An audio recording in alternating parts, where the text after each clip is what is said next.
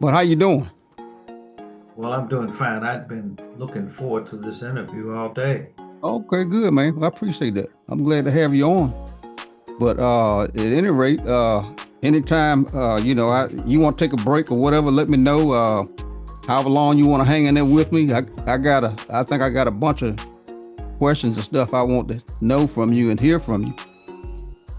So, and before I get started, or as when I'm getting started here, I always look at it to get to know a person. I didn't know you personally when we were stationed at Dover, because there was just the interaction that we had as enlisted versus to officer.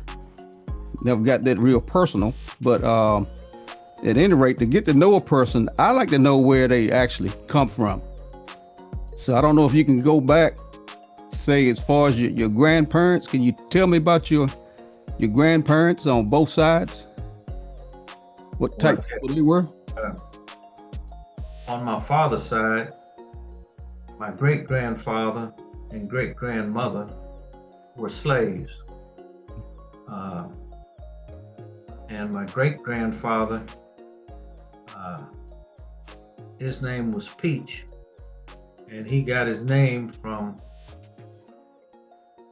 the slave master's wife who thought he was pretty as a peach. Mm. And the way he got uh, with my great grandmother was that when he got about 12 or 13, he bucked the master, maybe 14. He bucked the master, and the master beat him and put brine in his wounds and threw him in a barn to die. Mm. Great grandmother Elizabeth begged her master to buy him, and her master bought him, and that's how we got the Jordan side of the family started.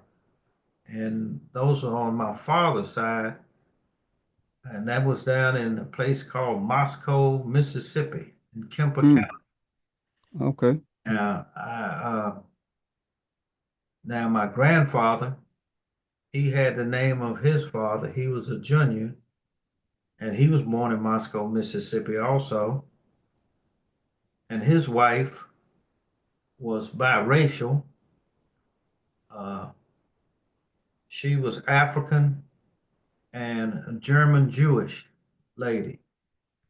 Her father was a guy named Bernard Levinson, who had his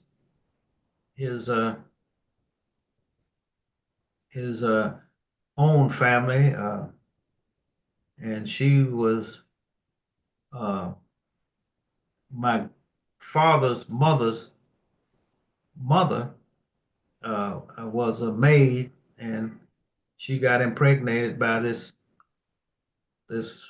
other person and had the baby, and the baby's name was Annie Levinson, and that's my father's mother and father. Mm. Okay. And then uh, on my mother's side, I can go back to uh, my great grandfather.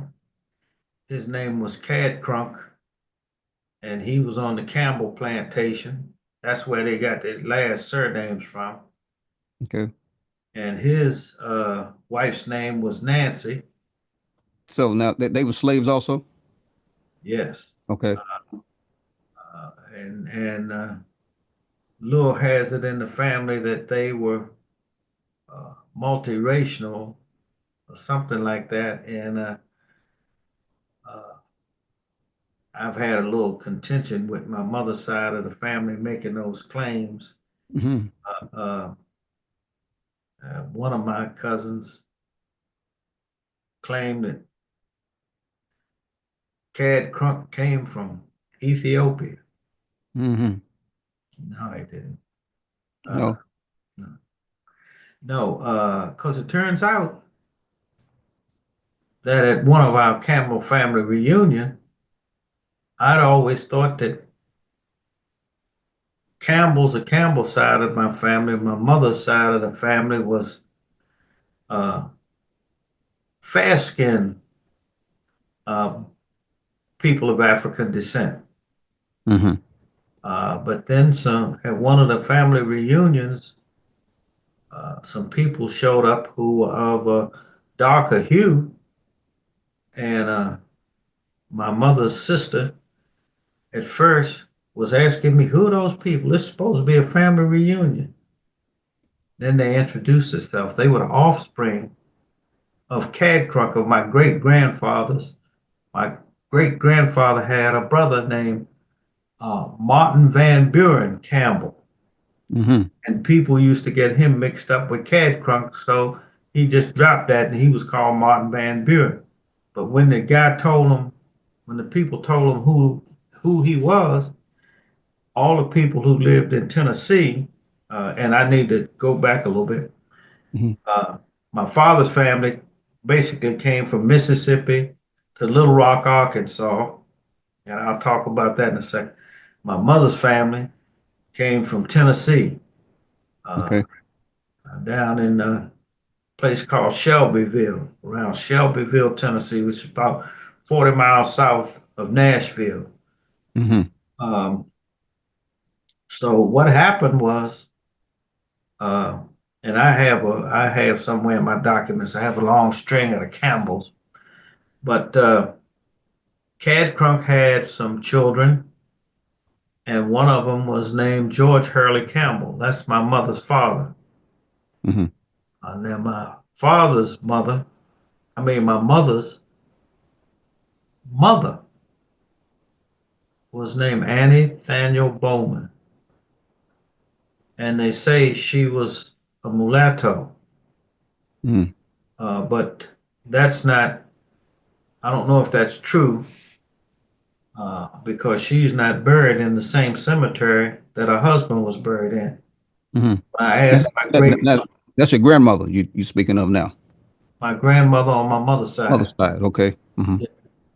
And when I asked my great uncle about it, he told me that he would tell me, uh, he would tell me about, show me where my grandmother was buried, but he never took me there. But he did take me to a cemetery, plot of land, where he told me my white relatives were buried.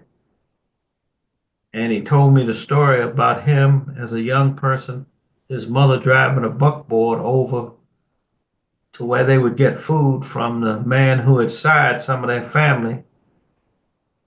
And the man didn't want to give them any food, but his wife knew what her husband had done, so she would give them food. And he said his mother would put them on a buckboard and take him. And he showed me where it was in Shelbyville and showed me the plot of land. Mm-hmm. And he and his sister, which were my great aunt, great uncle, took me down someplace in Shelbyville and took me to a store which was owned by white people and told them that I was their relative.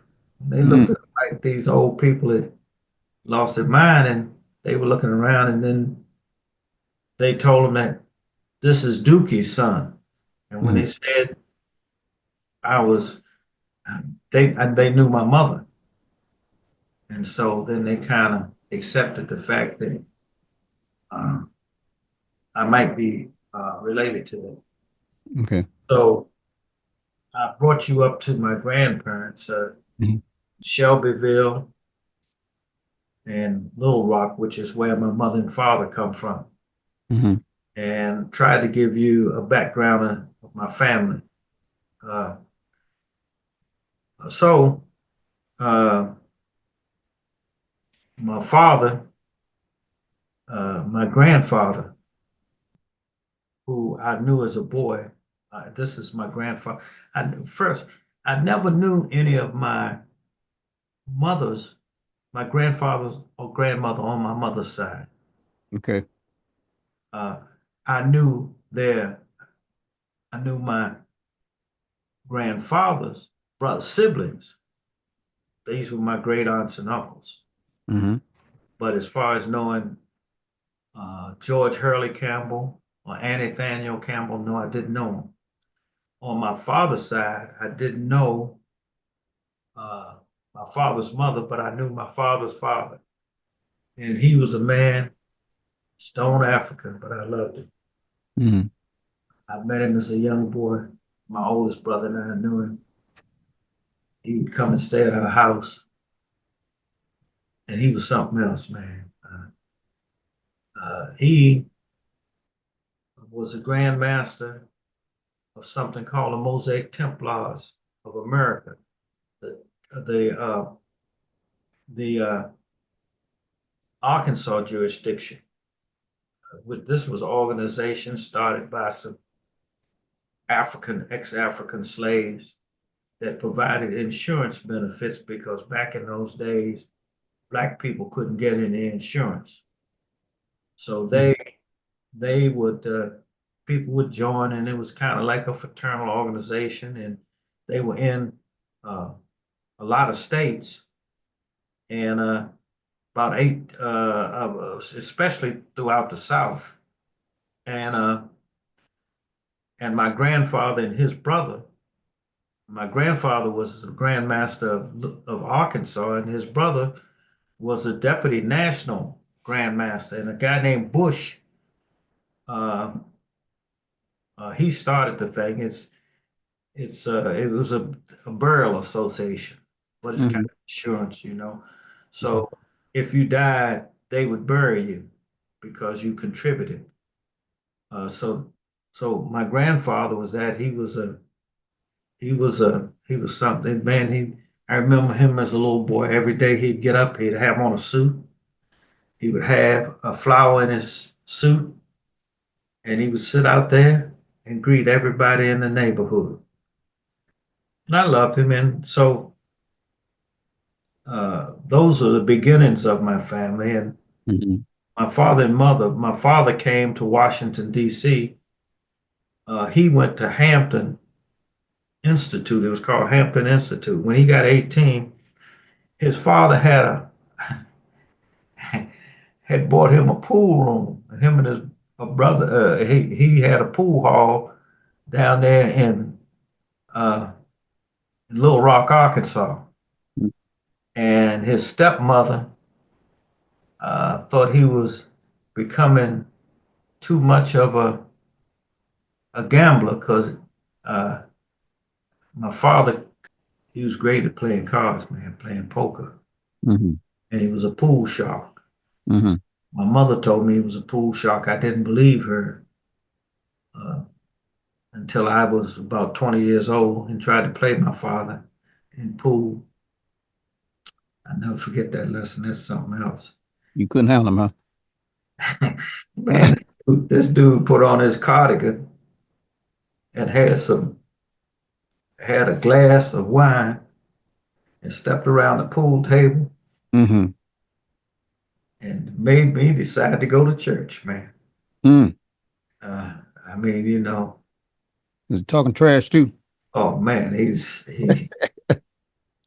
I tried I thought I was cool. I could bank a shot. Mm-hmm. He ran the table. He ain't banked nothing. Mm-mm. He just, he said, son, and had on a cardigan. Man, you ought to heard him talking stuff. Mm. Uh, and my mother had warned me that he was a pool shark. Mm-hmm. Uh, and he was also at poker. But my father,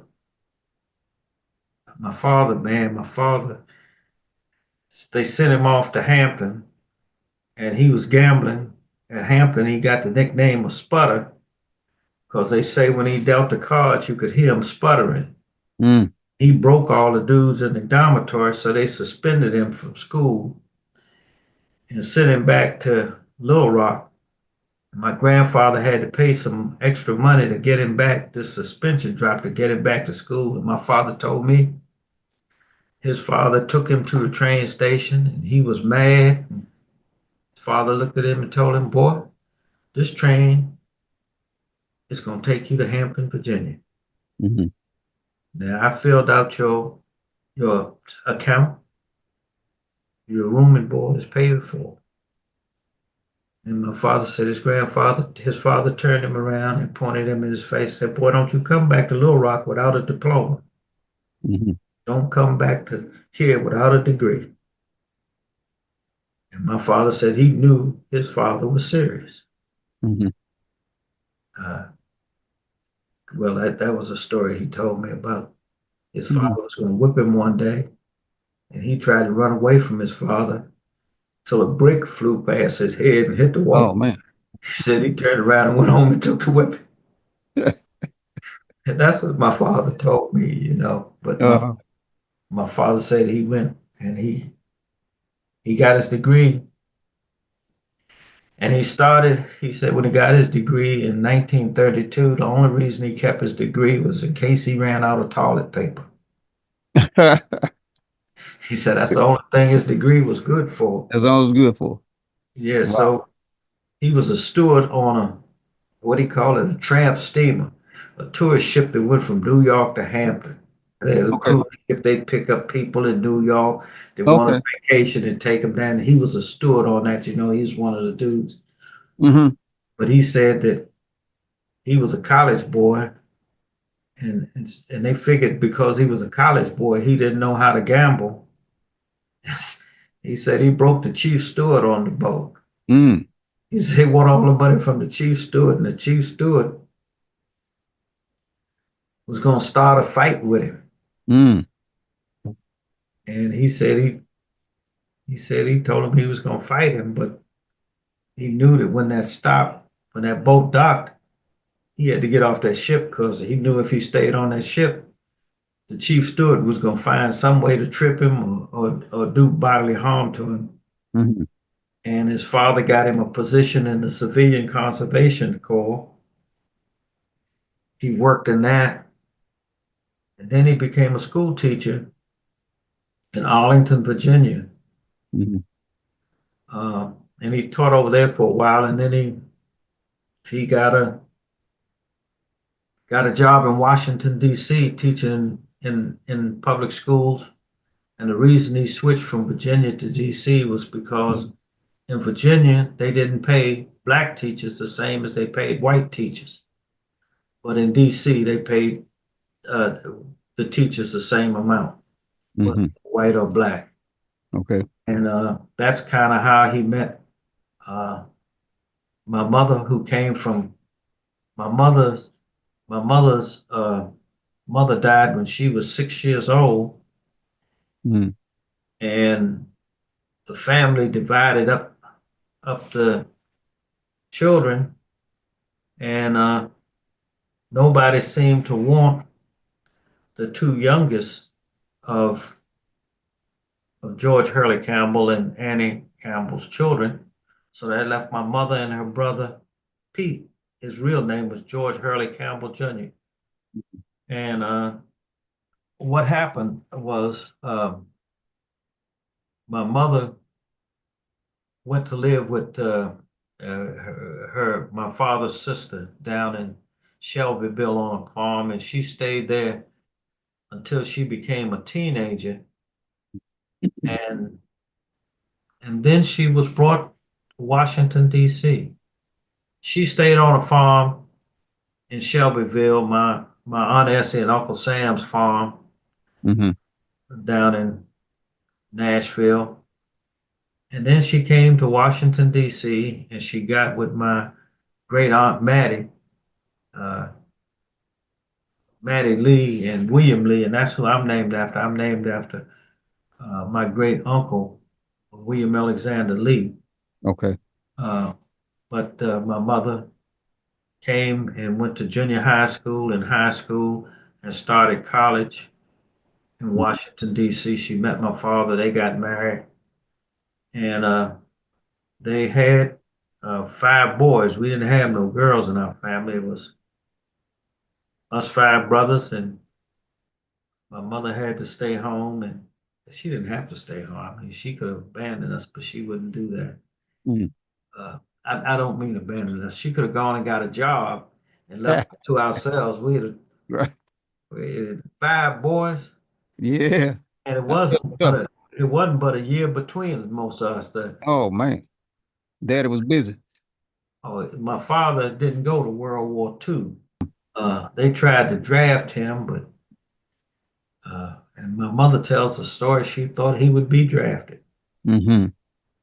and she said here he came home as the sun was setting, saying he was deferred, and he tells the story of why he was deferred, which is a story. Well, why he was deferred was because we lived in the neighborhood with the black man who controlled the draft board. Okay. And my father is a carpenter. My father at Hampton uh, was a double major. He was a major in education and industrial arts. My father was a hell of a carpenter, man. My father, he was this dude could fix anything. If you thought something was broken, you bring it to him, he'd fix it. Mm. Um, but the story goes is that he didn't get drafted, and I didn't find out until later that the head of the draft board at that time, my neighbor who lived around the alley from me, I didn't realize it until I became a member of Alpha Phi Alpha fraternity, that this neighbor was the author of the lyrics to the Alpha hymn. And I used to wonder why Adam Clayton Powell would come visit him. Mm-hmm. And and I think the connection, there was also another connection, was that the neighbor knew that he was a African Methodist Episcopal, and he knew that my mother and all of her family were AME people from Tennessee. Mm-hmm. My father was a Baptist, but when so I think that uh, that was also a connection between them. And we lived in a segregated neighborhood, man. I grew up in a neighborhood where we had uh, Dr. Brown. His son was Roscoe Brown, one of the most renowned Tuskegee Airmen. Mm-hmm. Uh, and then we had Pop Cox, who had been an amateur boxer in New York with Sugar Ray Robinson. So sometimes Sugar Ray Robinson would come past to see Pop Cox. Mm-hmm.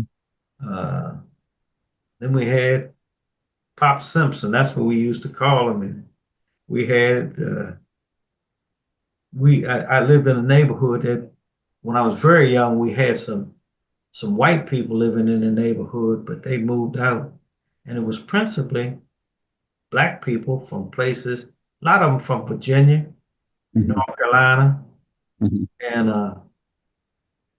and and South Carolina, uh, but a lot of them from Virginia, Mm-hmm. and that was the neighborhood I grew up in, Okay. where man, I mean, man, we grew up. I didn't address you as except Mr. Edgerton. Good evening, Mr. Edgerton. If I saw you on the street, good evening, Mr. Edgerton. Mm-hmm. If I did something bad and one of the neighbors saw me, I could be guaranteed that my father would be informed, my parents would be informed of it.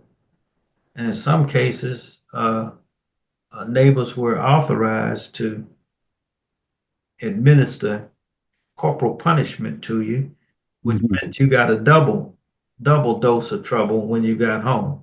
Mm-hmm. Mm-hmm. When people in the neighborhood needed something, the neighbors contributed to them. They worked as a unit. When somebody died, they went around and collected money and had a wake and everything like that. So that was the neighborhood I grew up with my brothers, and I was the second oldest. My oldest brother was a year older than me. And then I came, and then we had three younger brothers. Hmm. Okay. And my oldest brother, he's still alive, but my three younger brothers have passed. We didn't have any sisters, but the great thing was we had five of our first cousins who lived around the block from us. Mm-hmm. So it wasn't just five Jordan boys; it was 10 Jordans. So Hmm. in one neighborhood, Okay. nobody ever called us Jordans. We were Jordan boys. Them Jordan boys. Yes. If something happened, it was them Uh-huh. Jordan boys. Uh-huh. Yeah. Yeah. Them Jordan boys are loose. They ain't say nothing about the Proctors. So y'all had a name. Y'all had a name in the neighborhood. Yeah. Well, I told my youngest, I told one of my younger brothers, my next to the youngest brother, me and him were talking. He just passed this last May. Mm-hmm. Uh, Me and him were talking one day about we were supposed to be tough, Mm-hmm. and he mentioned, well, when we hit Georgia Avenue, we wasn't so bad. I said, hold on, Raymond. The only place we were bad at was in the 400 block of Urban Street.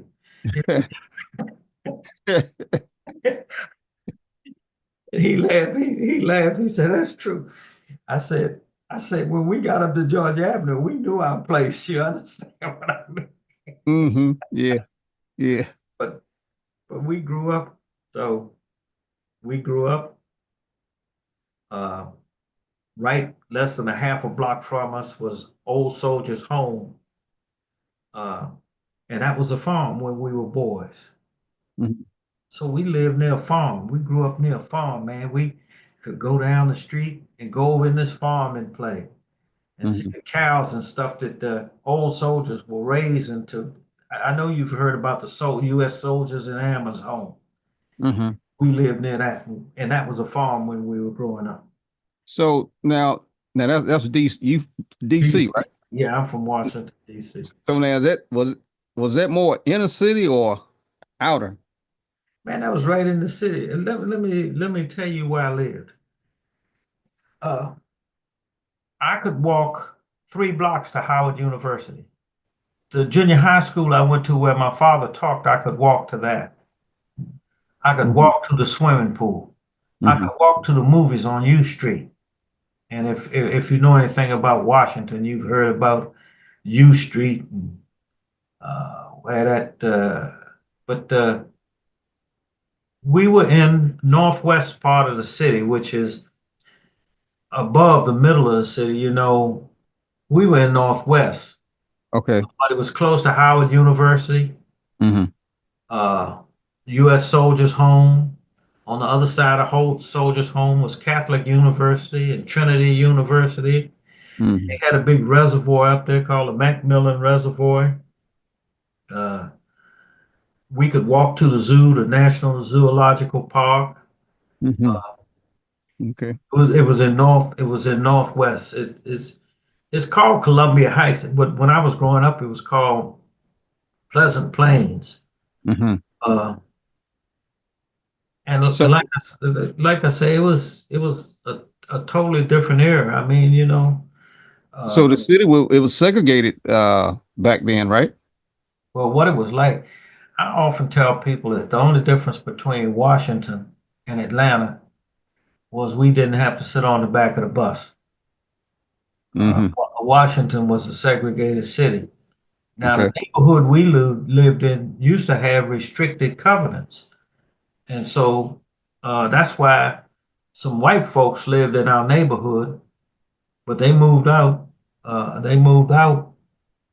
Uh, but I also tell people, you know, growing up, did you see many whites? I said, no, the bread man, the milkman, Mm-hmm. uh, the insurance collector, the man who would come and collect them quarters for the life insurance that a lot of brothers were buying back in them days, Mm-hmm. come. Uh, but no, it was we didn't run across uh, many. Uh, there was not much racial mixing when I was growing up. Okay. And So now, say like with me coming out of the South, but you older than me, but even with me coming out of the South, those little town I lived in, certain places we couldn't, go and sit and eat. Was it like that for you coming up as a kid in Washington D.C.? I mean, if you even went to those establishments to oh eat, yeah, eat and stuff. they had separate eating. In fact, uh, since my mother and two of my brothers uh, could pass, many times we'd go places to get ice cream, and we send them in to get the ice cream for us because if we went in, they wouldn't serve us. Okay. Um, and I know that I tell people now when it used to be a streetcar that went down Pennsylvania Avenue to a Hmm. place called Bonnie Circle. Hmm. We knew growing up, you don't go across that bridge into Anacostia unless you go in strength. Okay. Because if you go there, uh, also that was like the same Mount Pleasant, which is in near where I live. But it was an area that when you cross, uh, got up around 16th Street and started going back in what they call Mount Pleasant, Hmm. you had to go in force. Uh, Anacostia, uh, some certain places over in Southwest, you Hmm. had to go in force. If you went up into Petworth and up into upper Northwest above where I live, you had to go in force. Hmm. Uh, Now, what type people were living there? I mean, were they Italians or, um, I mean, what? well, you had Italians, Jewish people. What type of people lived there was you see them. Pat Buchanan, you know Pat Buchanan, don't Oh you? yeah. Oh yeah. Bill Bennett came out of Washington, and what I tell folks is when I run into a person of European descent who grew up in Washington around me, what I listened for was whether or not he stayed there or he moved. We had a bear down here in Spotsylvania, not a man, school board superintendent down here in Spotsylvania County. Hmm. I was talking to him, getting to know him.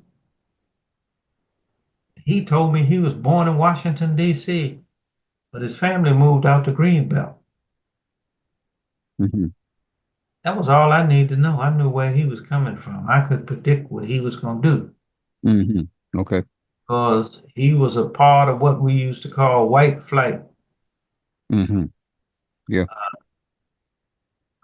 But I had very little contact unless I was going to, unless you were going to a store or shopping area, you would see whites. Okay. Uh, and if you went downtown, you would see whites in Washington, and normally blacks uh, would go downtown on Saturday, and the stores would close at 12 o'clock. Hmm. And certain stores, women couldn't try on clothes and men couldn't try on clothes. And so they had stores that catered to blacks that were uh, owned by people from Europe, people. So you knew what those stores were. Did you do the theaters? Oh no, man, I remember I was shocked. My aunt and daughter who could pass and her daughter who could pass for white Hmm. to a movie to see a movie, and I thought I was going to get kicked out. Mom told me, just follow me. They won't say anything to you. Hmm. But no, you couldn't go. The movies Okay. we could go to were Lincoln, the Republic, the Booker Mm-hmm. T, the Dunbar Theater, the Atlas Theater out northeast, the Strand out northeast. And then when they opened up the York Theater on Georgia Avenue, we could go there. Hmm. But go to the Tivoli or the Savoy, which was in our neighborhood, no. And in fact, when Brown versus the Board of Education came, when I was older, I got my oldest brother and I got kicked out the Tivoli Theater and got threatened by a DC policeman, but that's another story. So Mm-hmm. that's the way the city was. Mm-hmm. Uh, Blacks could go to Banneker swimming pool, Francis swimming pool, and I think Kelly Miller swimming pool. All the other swimming pools, there wasn't no integrated swimming pool. Mm-hmm. Mm-hmm. Okay. They had a park, amusement park called Glen Echo, which was out in Maryland. Blacks couldn't go to that. So you asked me, how did I grow up? I Yeah.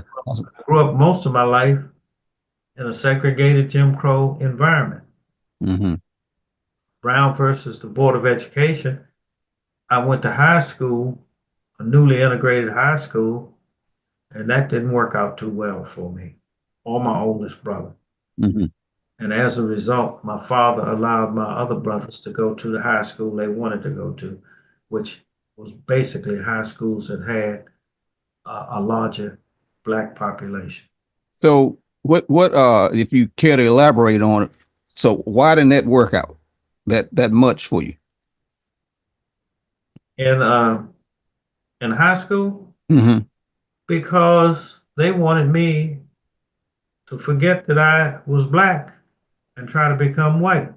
Mm-hmm. And the family I came from wouldn't allow me to do that. I Mm-hmm. had been socialized to do that. Mm-hmm. Uh, my socialization was to be proud of my Blackness. Mm-hmm. And my father taught me that descendants of Africans enslaved in the United States were the most remarkable people on the face of this earth. Because he said no group of people had ever achieved what they had achieved under such conditions. Mm-hmm.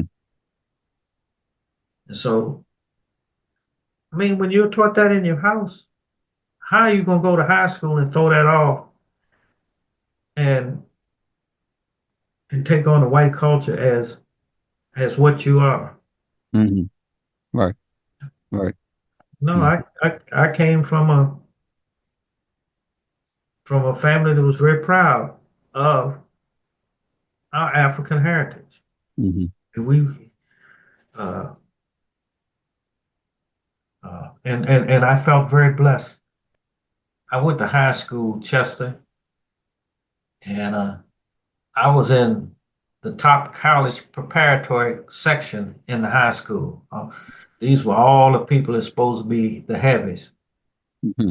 And I probably had a D average in 3 years. Mm-hmm. Wonder how I graduated. But it didn't mean anything to me because when I came to high school, I'd taken the National Achievement Test. You know, they give you an achievement Right. test.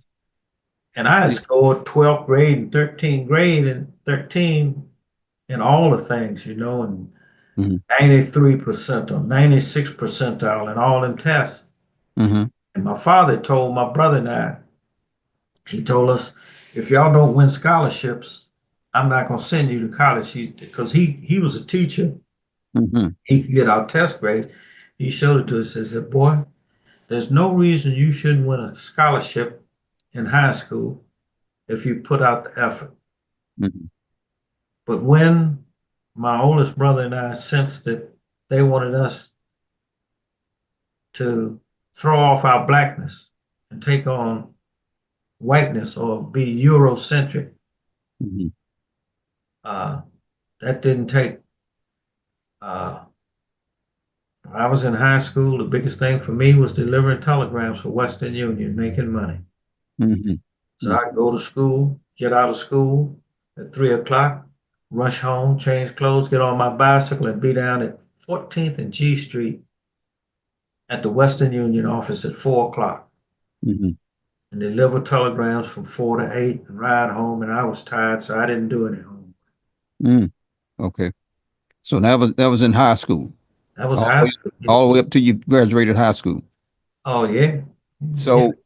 So now graduating high school, did you go to college or did you go straight from college? I mean, from high school into the military? Well, I went straight into the military. The reason was Okay.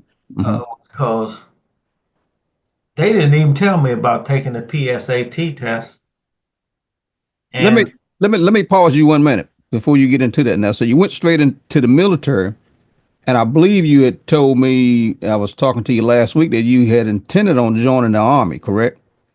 oh yeah, I was But wait a minute now. So even knowing that Vietnam was hot at that time, did no you no did you no have that in mind? But go no ahead. Vietnam wasn't hot. When I joined, man, you have to realize my age. When I joined the military, it was 1960. The Cuban crisis hadn't even occurred when I joined the military. Okay, okay. Okay. I thought. Let me see. So Vietnam was 65 then, I think. Vietnam was Yes, I 65. went to I went to Vietnam Mm-hmm. 1968. Oh no, 69. That's when I went to Vietnam, 69 and 70. But what happened was in 1960, my father had three rules for me and my brothers. Mm-hmm. See, my father said, boys, I want you to go to college. Now, if you go to college, you're going to take a full program and you're going to show me your grades.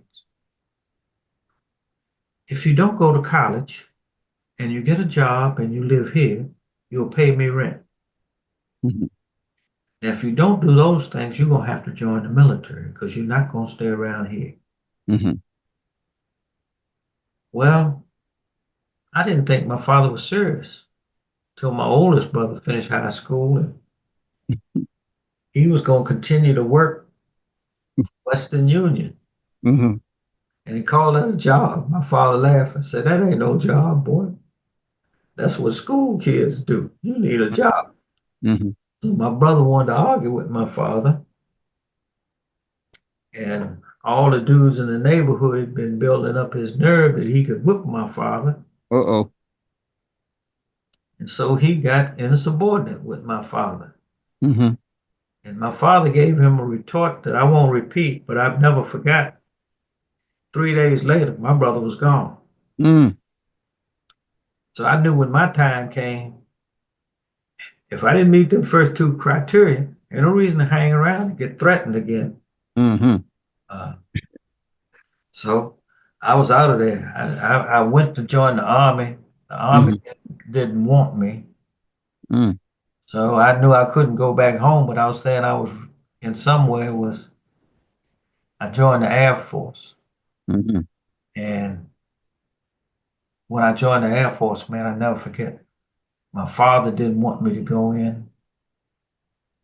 And I can remember uh, him crying the day I left, telling me, boy, stay here. I'll get you into Hampton. He hadn't said that before.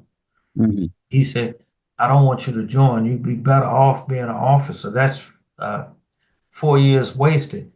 He said, Mm-hmm. I can get you into Hampton. Stay here. And I told him, oh man, go on back in the house. I'm gone. And I left.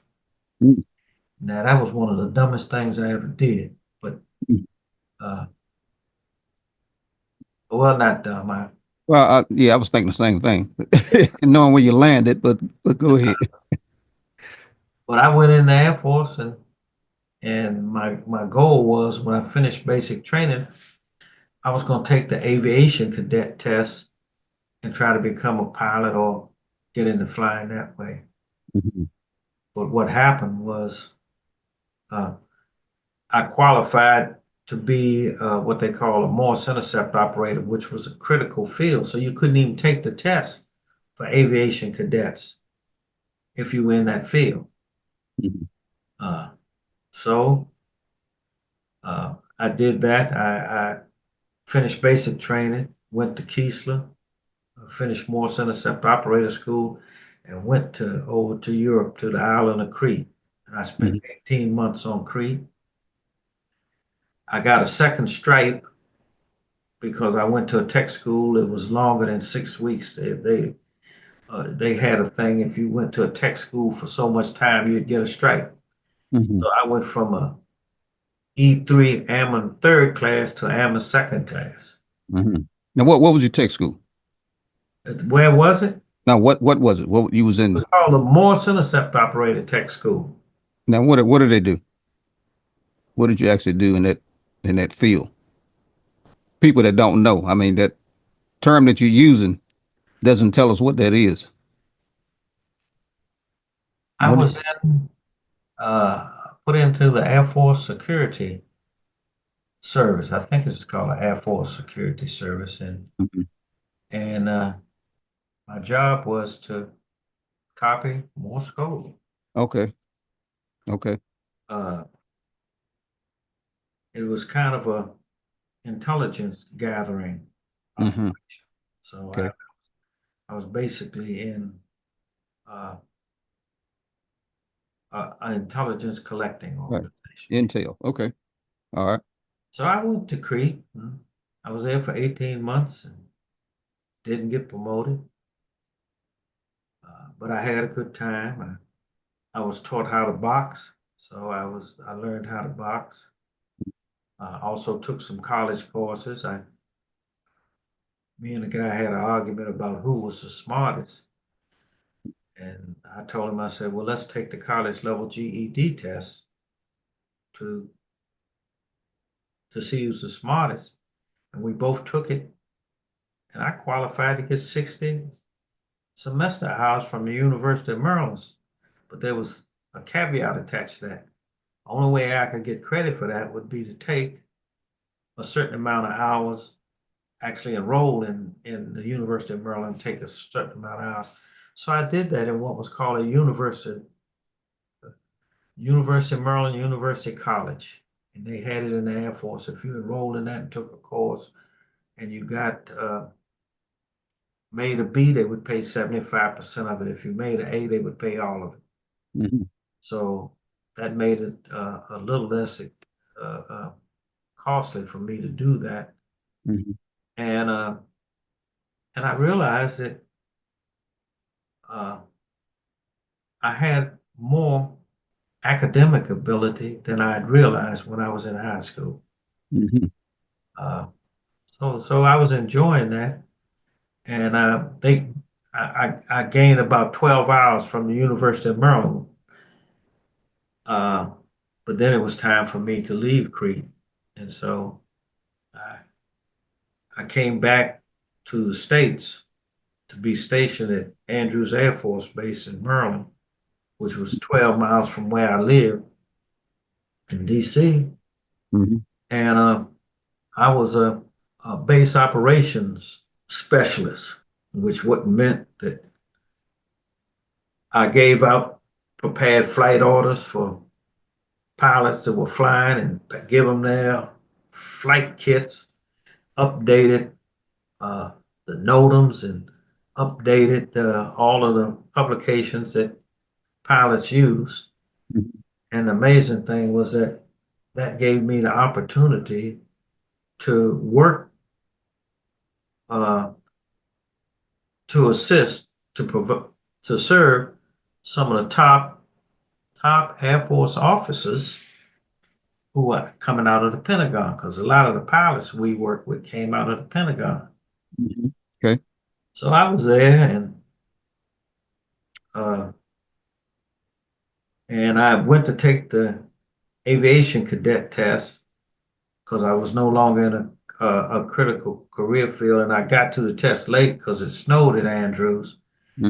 I was new on the base and I didn't know the right bus to catch. I caught the wrong bus. When I got the right bus, I got there right as the man had started the test. And I wasn't but about 2 minutes late, or maybe 5 minutes late. Mm-hmm. I don't think it was 5 minutes. And when I walked in there, I said, "Can I take the test?"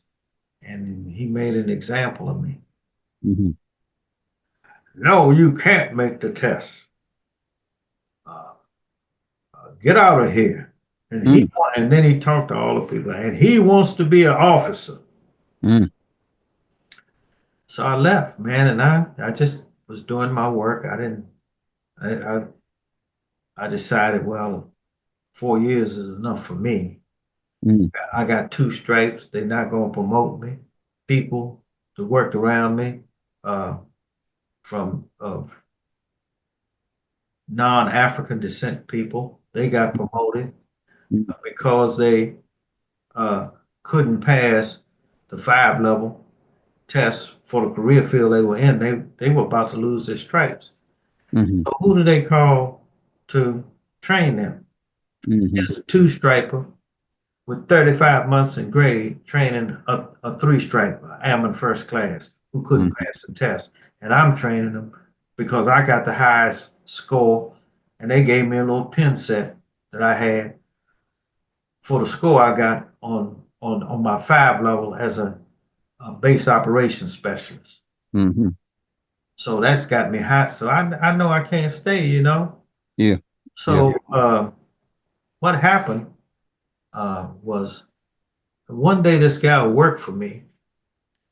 We had all these charts to correct and flights to get out. And I was on swing shift. And I get there on work. I see all the work I relieve the other guys, but the guy supposed to be helping me is not there. So I go in there to work, and I'm like a one-legged paper hanger. Mm-hmm. And he walks in, man, I'm mad. What do you mean coming in here late? So he started telling me about I shouldn't say anything to him because he's a descendant of those who suffered in the Holocaust. And I blew up. Mm-hmm. I said, my people suffered for 200 years here, but I can get here on time. Mm-hmm. And there was original Tuskegee Airman who heard me, what I said to him, because I chewed this guy out, man, for telling me some stuff like that. He comes over to me and he starts questioning me about what I'd done. You haven't done all you can to use all opportunity. And why haven't you applied to go to the Air Force Academy? I didn't know about that. Well, and he just chewed me out and walked out.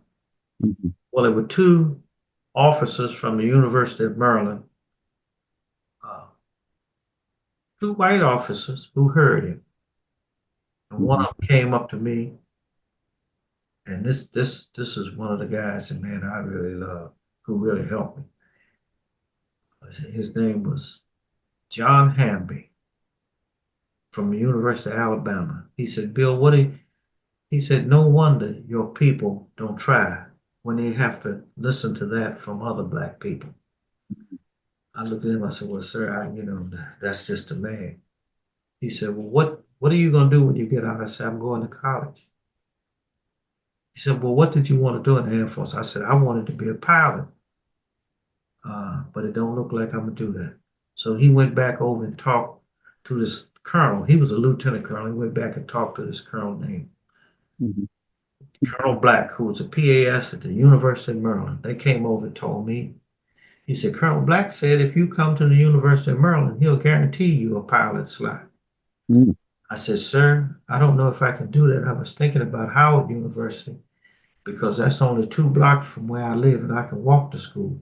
To come over to College Park, Maryland, would mean I have to have some transportation to drive over there. So he said, well, we're going to help you anyway. He said, I'm going to get the pre-test that we give cadets here for pilot and navigator training.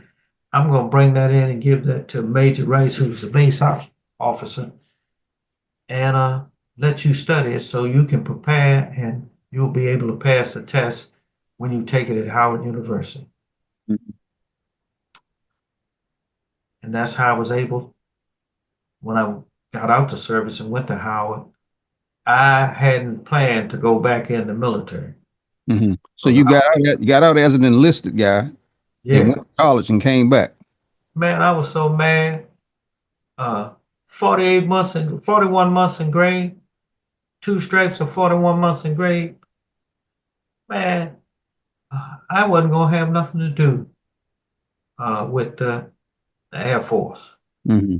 But I never lost my love for wanting to be a pilot. Mm-hmm. And so what happened, Ed, was when I got to Howard University, man, I was studying, I was doing pretty good, Mm-hmm. passing. Uh, And then I was majoring in political science. And one day I was going across the campus and this sad nightmare hit me. I said, oh my Lord, you're going to study and become a political science professor. And I can see you now in some gabardine pants, some shiny gabardine pants, with a Harris tweed sport coat on and a tie with some cigarette burns on it, with a beat up briefcase, running across the campus to meet your next. I said, is that the kind of life you want to live? Uh, And the pilots had told me that if you're a pilot, you were going to live in a house with a fireplace and a spiral staircase. mm, So I said, which do I want to be? So I went and took the test for uh, Air Force ROTC pilot and the Army pilot. And I mm, qualified to go to flight training in both. I'd also qualified to be, when I got out of service, I took the Army test to qualify to be a helicopter pilot. And I qualified, but I failed the physical because I had a hernia that I developed when I was boxing. mm, So I had to go to the VA and go through a whole lot of stuff to get that corrected mhm, about a VA. And then after doing all that, I qualified. I took the test and I qualified for Army flight training and Air Force flight training. I said, well, if you're a pilot in the Army, you're going to be an infantry, artillery, or armor officer first, and then you're mhm, going to fly airplanes. mhm, You qualify to fly airplanes in the Air Force, you're going to be a pilot first, and all that other stuff will come second. mhm. So Okay. I decided to come back into the Air Force, and I qualified and I got in, and What time frame was that? By what year was that when you came back? this was like went to college in 64, Mhm. 65, close to 66, man. Okay. Because you see, I graduated in January 68, which you have to do 2 years in advance ROTC to finish. Mhm, So, but man, that's a story in and of itself, man. Uh, I uh, I got in there and in the Air Force ROTC, the 2 year program, and I was a flight leader first, and then I became a squadron leader. mhm, Then I became the cadet wing commander. Man, when that happened, and then I was the commander of the Honor Last Society, which is mhm, the honor society for ROTC cadets. But then, uh, before that happened, the PAS at Howard University asked me why I wanted to come back in. This is a guy named Colonel Paul Lehman, Lieutenant Colonel Paul Lehman, mhm, and he said I was a good moral character. mhm. Now look, but what was the ratio of black to white during that when in that particular area that you were entering? And what You, pilots? yeah, uh-huh. Hey, look, man. When I went to pilot training, I'm gonna tell you when I went to pilot training. When I went to pilot training, there were 83 people in my class. Mm-hmm. One black, Mm. Kim Jordan, Wow. black person in that class. Mm-hmm. And when Okay. they gathered us all together, wing commander said, look around the room. A year from now, 25% of you won't be here. Mm. All eyes were on me, to quote Wow. Mark. All eyes on me. Mm. Uh, so there's only one. And I used to say they would send 6 blacks a year to this base, and only 3 would graduate. Mm-hmm. And you run into stuff like, well, I almost didn't graduate, man. Martin Luther King, first of all, uh, my wife had a baby prematurely. Mm-hmm. So you were married at that time. I was married, yeah. Oh man, Okay. I was married, man. Uh, that's Agnes and I were married, And we had a child who was born that only lived 12 days and died. Mm. Then on top of that, Martin Luther King got killed. So Mm-hmm. I was in a salty mood anyway. Mm-hmm. So this classmate of mine would come to the snack bar every day and ask me the question, Jordan, why are your people burning down our country? Mm. Third time he did that, I shouted to the top of my voice in that snack bar, I hope they burn this raggedy mother Mm. down. Mm. And Chester, you could have heard a rat lick lord in that room after that. Mm. Wow. They abandoned it. IP dropped his stuff on the floor. Mm. Dropped his stuff on the floor. Mm-hmm. And I went to fly with my IP, whose children used to come over to Agnes in our house on Saturday to watch cartoons with me and Agnes when we gave them milk and cookies. Mm-hmm. White guy. Yeah, from Virginia Tech. Man, I went up to fly with him. I'd been getting goods. I went up to fly with him. Came down, said, you, unsatisfactory. That's a pink. Wow. He couldn't tell me what I did wrong. The next day I went up with him, a pink. Mm. So you get two pinks in a row, you go up for what's a prog ride. And that's going down the road of no return. Mm-hmm. They send you down the prog ride. You better start looking at property in Sacramento or someplace else because you won't finish pilot training. Mm-hmm. Right. And you see, I'd qualified only to be a pilot in the military. I didn't qualify to be a navigator. Mm-hmm. So it was finishing flying training school or becoming a food service officer. Mm. So I said, oh my God. So I was studying and I didn't know what was going to happen. They have you study a few days before you go up for this prog ride. Well, why were you studying when you probably wasn't doing anything wrong? It was sounds like to me it was more of uh, a racial thing going on at that point. He was Well, salty about something. well, when we graduated, out of that 85, only 53 graduated. Mm-hmm. So, and I was the only black. So they watched out a lot of white boys. Mm-hmm. So let me just put this in perspective. Okay. Sitting there waiting for this progress, studying, word, in walks the wing commander. Mm-hmm. Wing commander walks in and my flight commander greets him. Hello, sir, how you doing? He said, how's Bill doing? Flight commander said, I don't know. He said, let me see his grade book.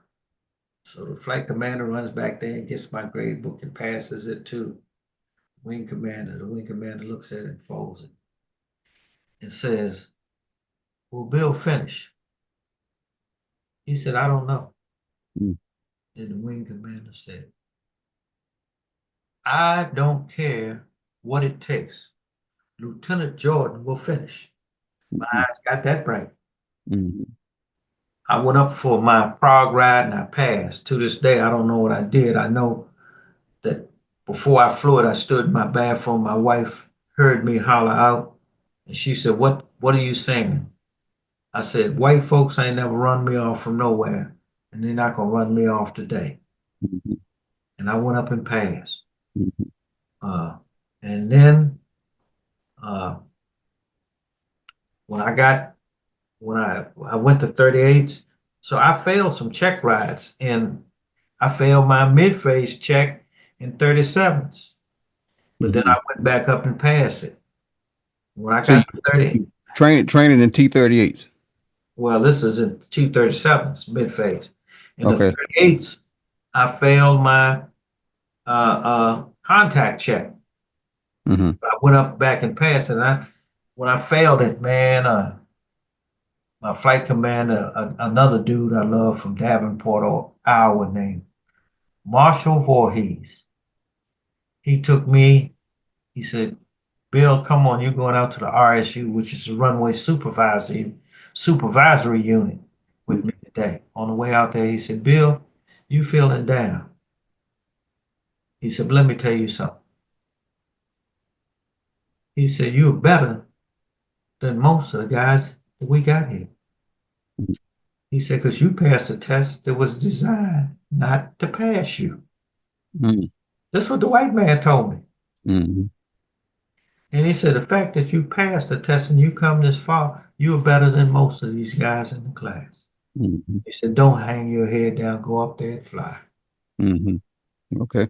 And then to prepare me for my check ride in contact, I went up with another uh, white pilot named, I love this man too, named Howie Pearson. Mm-hmm.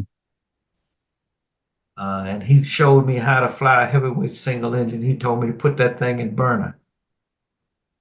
He said, they're going to try to fool you when you go around there, put it in burner. It's nothing to say you can't use the burner to get around it. Mm-hmm. So when I did that, I smoked them off, uh, and then I passed all my other checks. And when I came down to my last check, the check pilot that was going to give me the check, he said, Lieutenant Jordan, he said, you don't have to do nothing. You've already passed. He said, because ever since the wing commander said that you were going to graduate, all all of the IPs have tried every way they can to fail you, and they haven't been able to fail you. He So said, IP, so people know, is instructor pilot, correct? yeah, Okay. this instructor pilot told he was a check pilot. Okay. He's the one that gives you your check to say you're good to go or not to. Mm-hmm. He Okay. told me that, and he said, I don't care what you do, you passed. Mm-hmm. I can go in here and get my records. That was my NAV check. I got something like 91 or 92 on it. Mm-hmm. And when I graduated, a brother who was behind me, who I tried to help, and I tried to help one of his friends who they washed out. When he graduated, he came to me, saw me, and said, "Oh, the IP said, Bill, the IP said they were glad to see me graduate. They were glad to see somebody who wasn't a militant." Wow. I said, "What?" But see, that goes back to, So you were militant. Okay. yeah, Mm-hmm. well, it goes back to Colonel Airman asked me why, when I was in ROTC, why did I want to be a commissioned officer?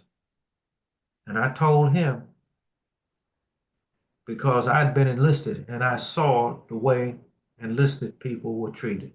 And I told him about Lieutenant Rogers.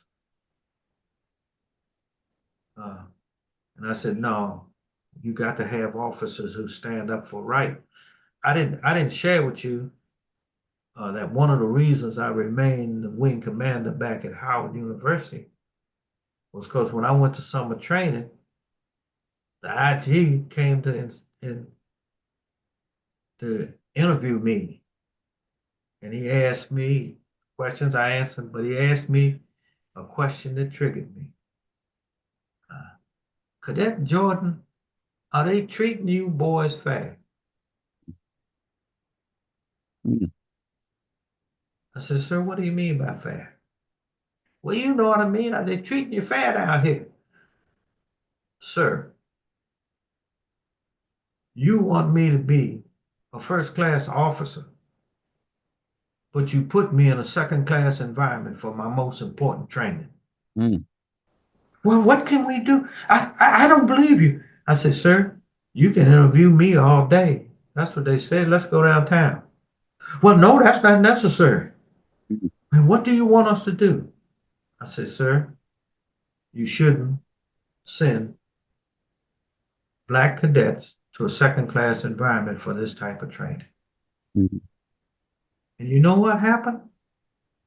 They stopped sending black cadets for the advanced training, summer training, to bases where they were in a not a southern, a second class environment. They did exactly what they said. Mm-hmm. And after I did that, for the rest of the time I was in summer camp in Myrtle Beach, South Carolina, I walked tours for demerits. Brother from Howard who was with me, he tells everybody. He said, Bill Jordan walked demerits every week, and we would come out and say, do you want something from the BX, Bill? We'll get it for you. Because we knew he'd be there all day walking off demerits. Mm-hmm. Yeah. But I didn't care, Chester. Mm-hmm. When you lived through that, man,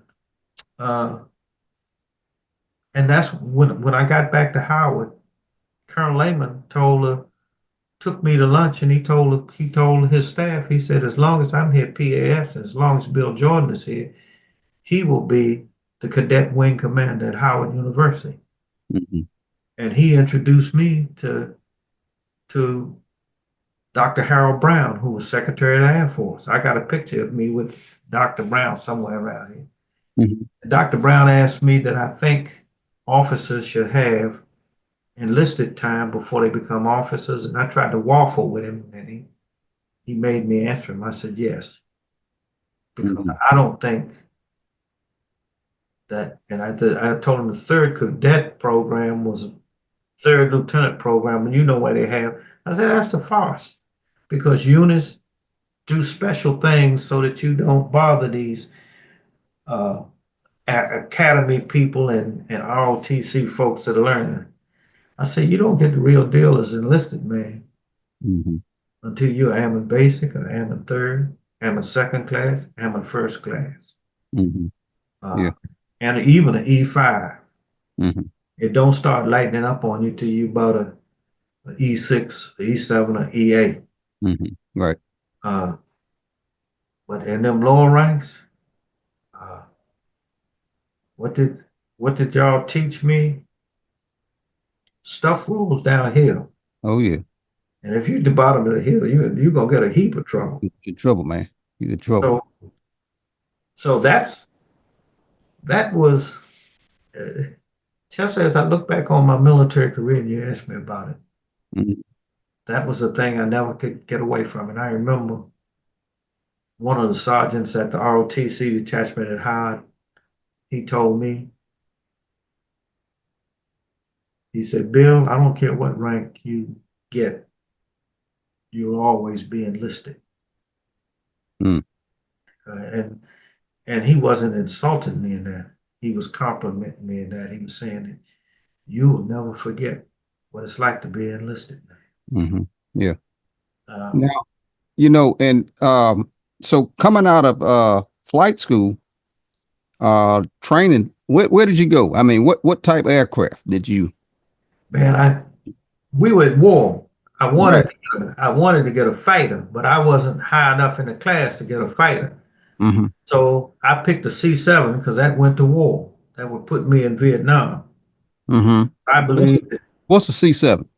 it's a Caribou. It's a short takeoff and landing airplane that they use to take supplies to out areas where 130s and C-123s couldn't go. So we were going into fields that were made out of dirt, grass, Okay. macadam. How big was the crew? You Like, had a pilot, a co-pilot, and a flight mech. okay. So you getting shot at? They say I have. I didn't stay around to find out. Yeah.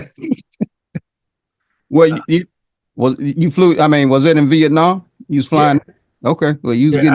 getting. I flew. I flew 137 combat missions, Okay. and I really mess people's minds up when I say, "Well, I have 866 combat hours." Mm. How do you get that? Flying 10 hours a day in a combat zone. Mm-hmm. Right. Uh, So that was in the seats. You called it a C-7. yeah, C-7 Caribou. Okay. So where did you go from that C-7? Oh, I came back to Reese Air Force Base, Texas, where I trained as a pilot to be Mm-hmm. an instructor in a T-37 aircraft. So I became Okay. a flight instructor in a Oh, you flight T-37. instructor. Okay. Yeah, Okay. came back. Yeah, man. Mm-hmm. And I worked hard to help the help young blacks coming in pilot training. In fact, there are a lot of blacks that came when some of the brothers found out that Bill Jordan was an IP down at Reese. Mm-hmm. They came to Reese because they knew I would fight for them and try to get them through the program. Right. Uh, Right. Mm-hmm. then I did that for about a year and a half, and then they came out with social actions. So I went to race relations training and became a race relations facilitator. Okay. Uh, I got fired from that. Got How you get fired from a job like that? Oh, well, they said I was too militant. Mm. Uh, There's that militant word again. That's the second time you you mentioned that. yeah, well, that's, I guess that's the only way that they could describe it. But go ahead. well, what happened, man, was like one of the first classes I facilitated was this sergeant in it who knew me when I was a one striper down at Keesler in tech school. And he tried to get me kicked out of the military. Mm. What was he? He's a Uh, brother or no? Okay. he, Okay. he was of non-African descent. Okay. Uh, So he had a grudge, sounds like. well, what he said was, I said, well, uh, some of y'all might know me because I was enlisted at one time. And Mm. he stuck up his hand. I know you, but I don't Mm. want to embarrass you. Mm. I said, you won't embarrass me. Tell him where you know me from. So he started telling them where he knew me from, Mm. what kind of person he thought I was in. And so I said, yeah, he recommended that I be kicked out of the Air Force when I was in tech school. Mm. And I said, look at him now. When I saw him, he was an E5. He's Mm. now an E6. Mm. I said, when he saw me, I was an airman third class. I'm now a captain. Mm. I said, so why should we listen to recommendations from him? Exactly. Well, that was started, but I did something even worse. Guy in this same class, guy who was a GS-12 on the base, Captain Jordan. I can't understand why your people get upset when they call boy. Mm. I tried to make light of that. I said, well, you know, in our community, we have a saying, uh, you will call us boy till we're 65, and then you will call us uncle, but you never Mm. call us mister. Mm. So he continued on. I can't see why. Yeah, I know you're trying to explain that, Captain, but just can't see why people would get upset at being called boy. So I said, what word in the English language do you hate the most? He told me Merlin Farmer. That's the Mm. sanitized version of MF. Right. Said MF. Mm. So every third word I said in that, as I was talking that morning, was MF. Mm. Okay. Man, that dude blew up and ran out of the class Mm. and reported me to all the high authority. So they passed the rule in ATC that you couldn't use profanity in race relations training anymore.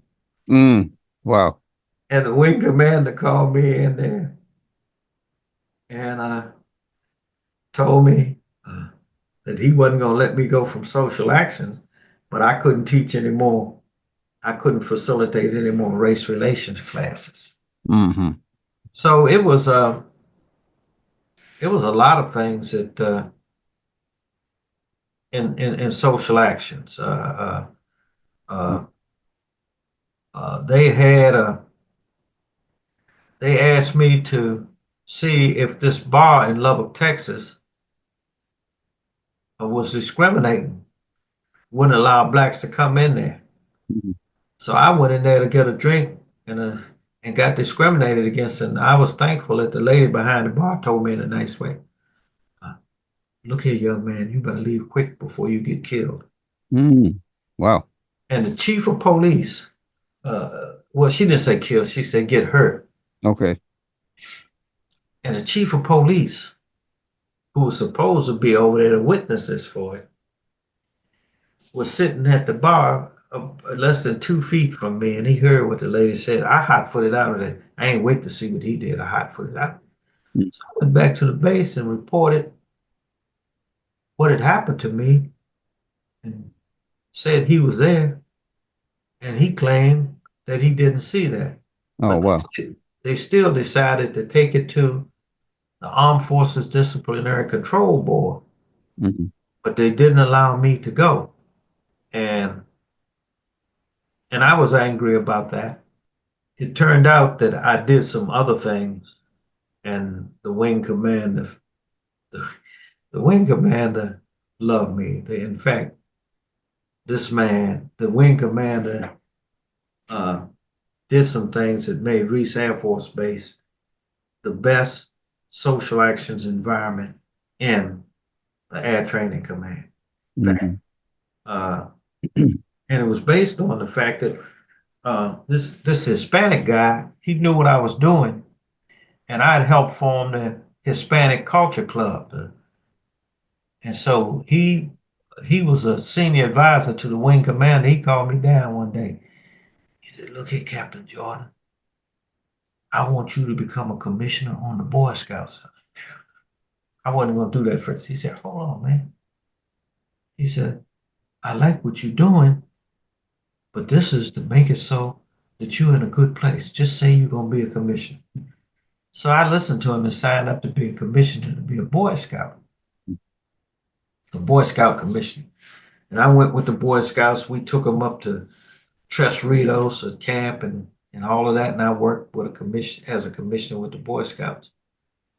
But what happened was the wing commander's son, his father didn't get promoted to general. And he came to the scout meeting mad at his father. And I stopped him. And I told him something that I learned from A Raisin in the Sun by Lorraine Hansberry. A person don't need love when everything's going good. They need love when they're down and out. And remember, she told Walter's wife that in A Raisin in the Sun. So I told the young boy that, I said, your father needs love now. I said, if you're going to be a good person, go home and hug your father and tell him you love him. Mhm. And the kid did that. Mhm. And his father was appreciative of that. And, Mhm. and the other thing that I did when I thought he was mad at me one time, I was in the BX with my daughter. And told her, Karen, there's so and so. Go give him a hug. And she ran over there and jumped in his arms and hugged him.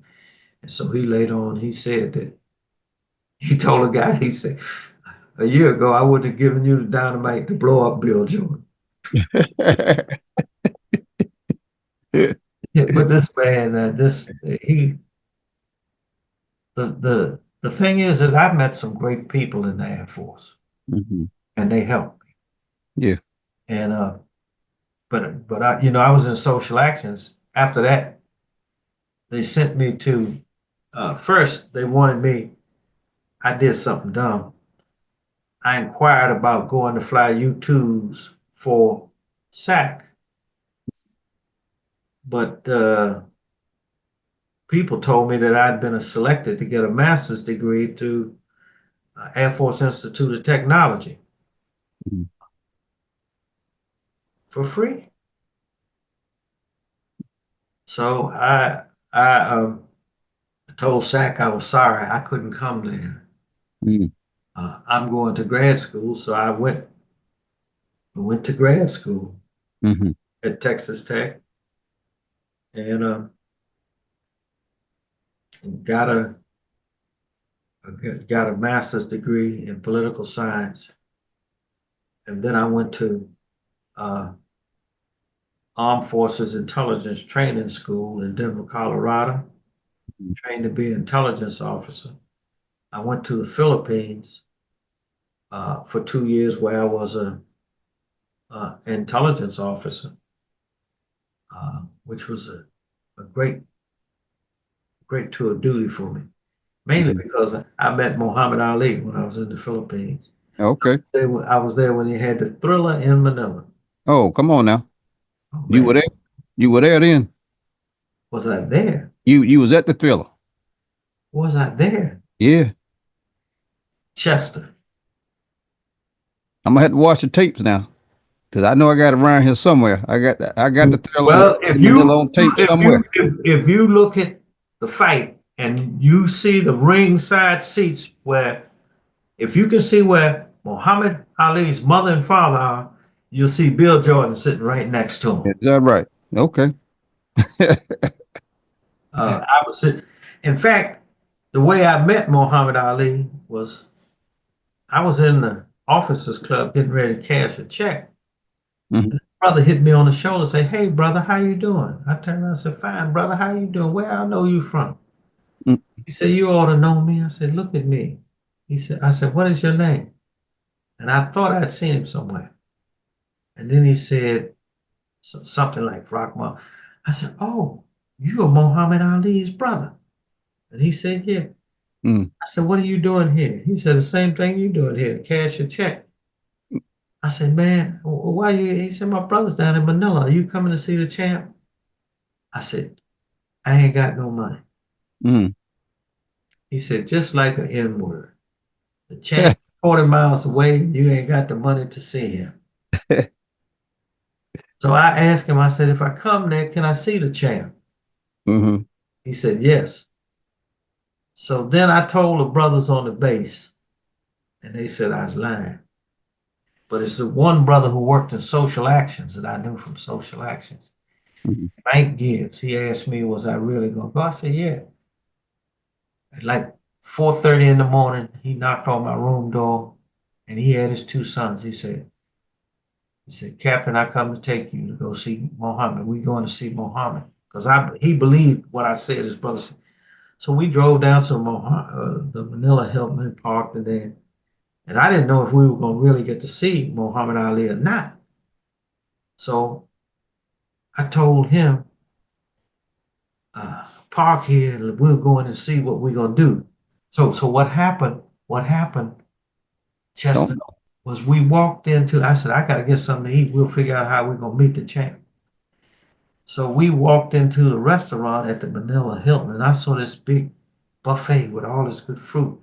And I pointed, I said, "Look at that." And Ike Gibbs grabbed me and said, "There's the champ right over there, right behind you." He said, "You almost hit the champ." So I turned around and I said, "Hey, champ, my name is Bill Jordan. This is my friend Ike Gibbs and his two sons." Mhm. So I started talking to him. So he asked me what I was doing. I told him, he asked me, "Do you like your time in the Air Force?" I said, "Man, you make it sound like we're in the penitentiary." We had a little bit more banter, and so he said, "What do you do?" I said, "I'm a pilot." So he said, "Well, why are you in the military?" I said, "You don't have me as my pilot." Mm. Pilot. Mm. He said, "Well, I got two black pilots." I said, "You don't have me." I said, "Champ, you're the greatest in the ring. I'm the greatest in the air." I hear you. So he said, "Well, answer this question for me. If you speeding in your airplane and I stop you to give you a speeding ticket, will you take the ticket?" I said, "Yeah, I would." So you know what he said? He said, "This N word isn't as dumb as he looks." Muhammad Ali told me something that was one of the most powerful comments I'd ever heard from anybody. Mhm. He took me to the side. He said, "I want to talk to you." I don't know why he separated, but he was talking about God. And he showed me a picture. He said, "Man has tried to create what God does." He said, "Look at this picture." And then he picked up a plant. And he said, "With nothing but a seed and some black earth, God can produce something more beautiful than man has ever dreamed of." Mm. And he said, so that was him saying that we're not greater than God. Then my friend Ike Gibbs, who was a Catholic, was talking to him. "Champ, there's one thing I don't understand. Why did you become a Muslim?" Oh Lord. Champ started hollering at him. My eyes just got like this. Mhm. Why did I become a Muslim? Joe Frazier's a Christian. If you go down, if you go down to the Howard Regency, he won't let your black ass pass the atrium. And I just Mhm. looked at him like that. Oh Lord, champ. So Mhm. then Mohammed just stopped and he said, y'all want to go see me train? We said, yes. He said, well, go get your car from the garage. So we tried to get the car.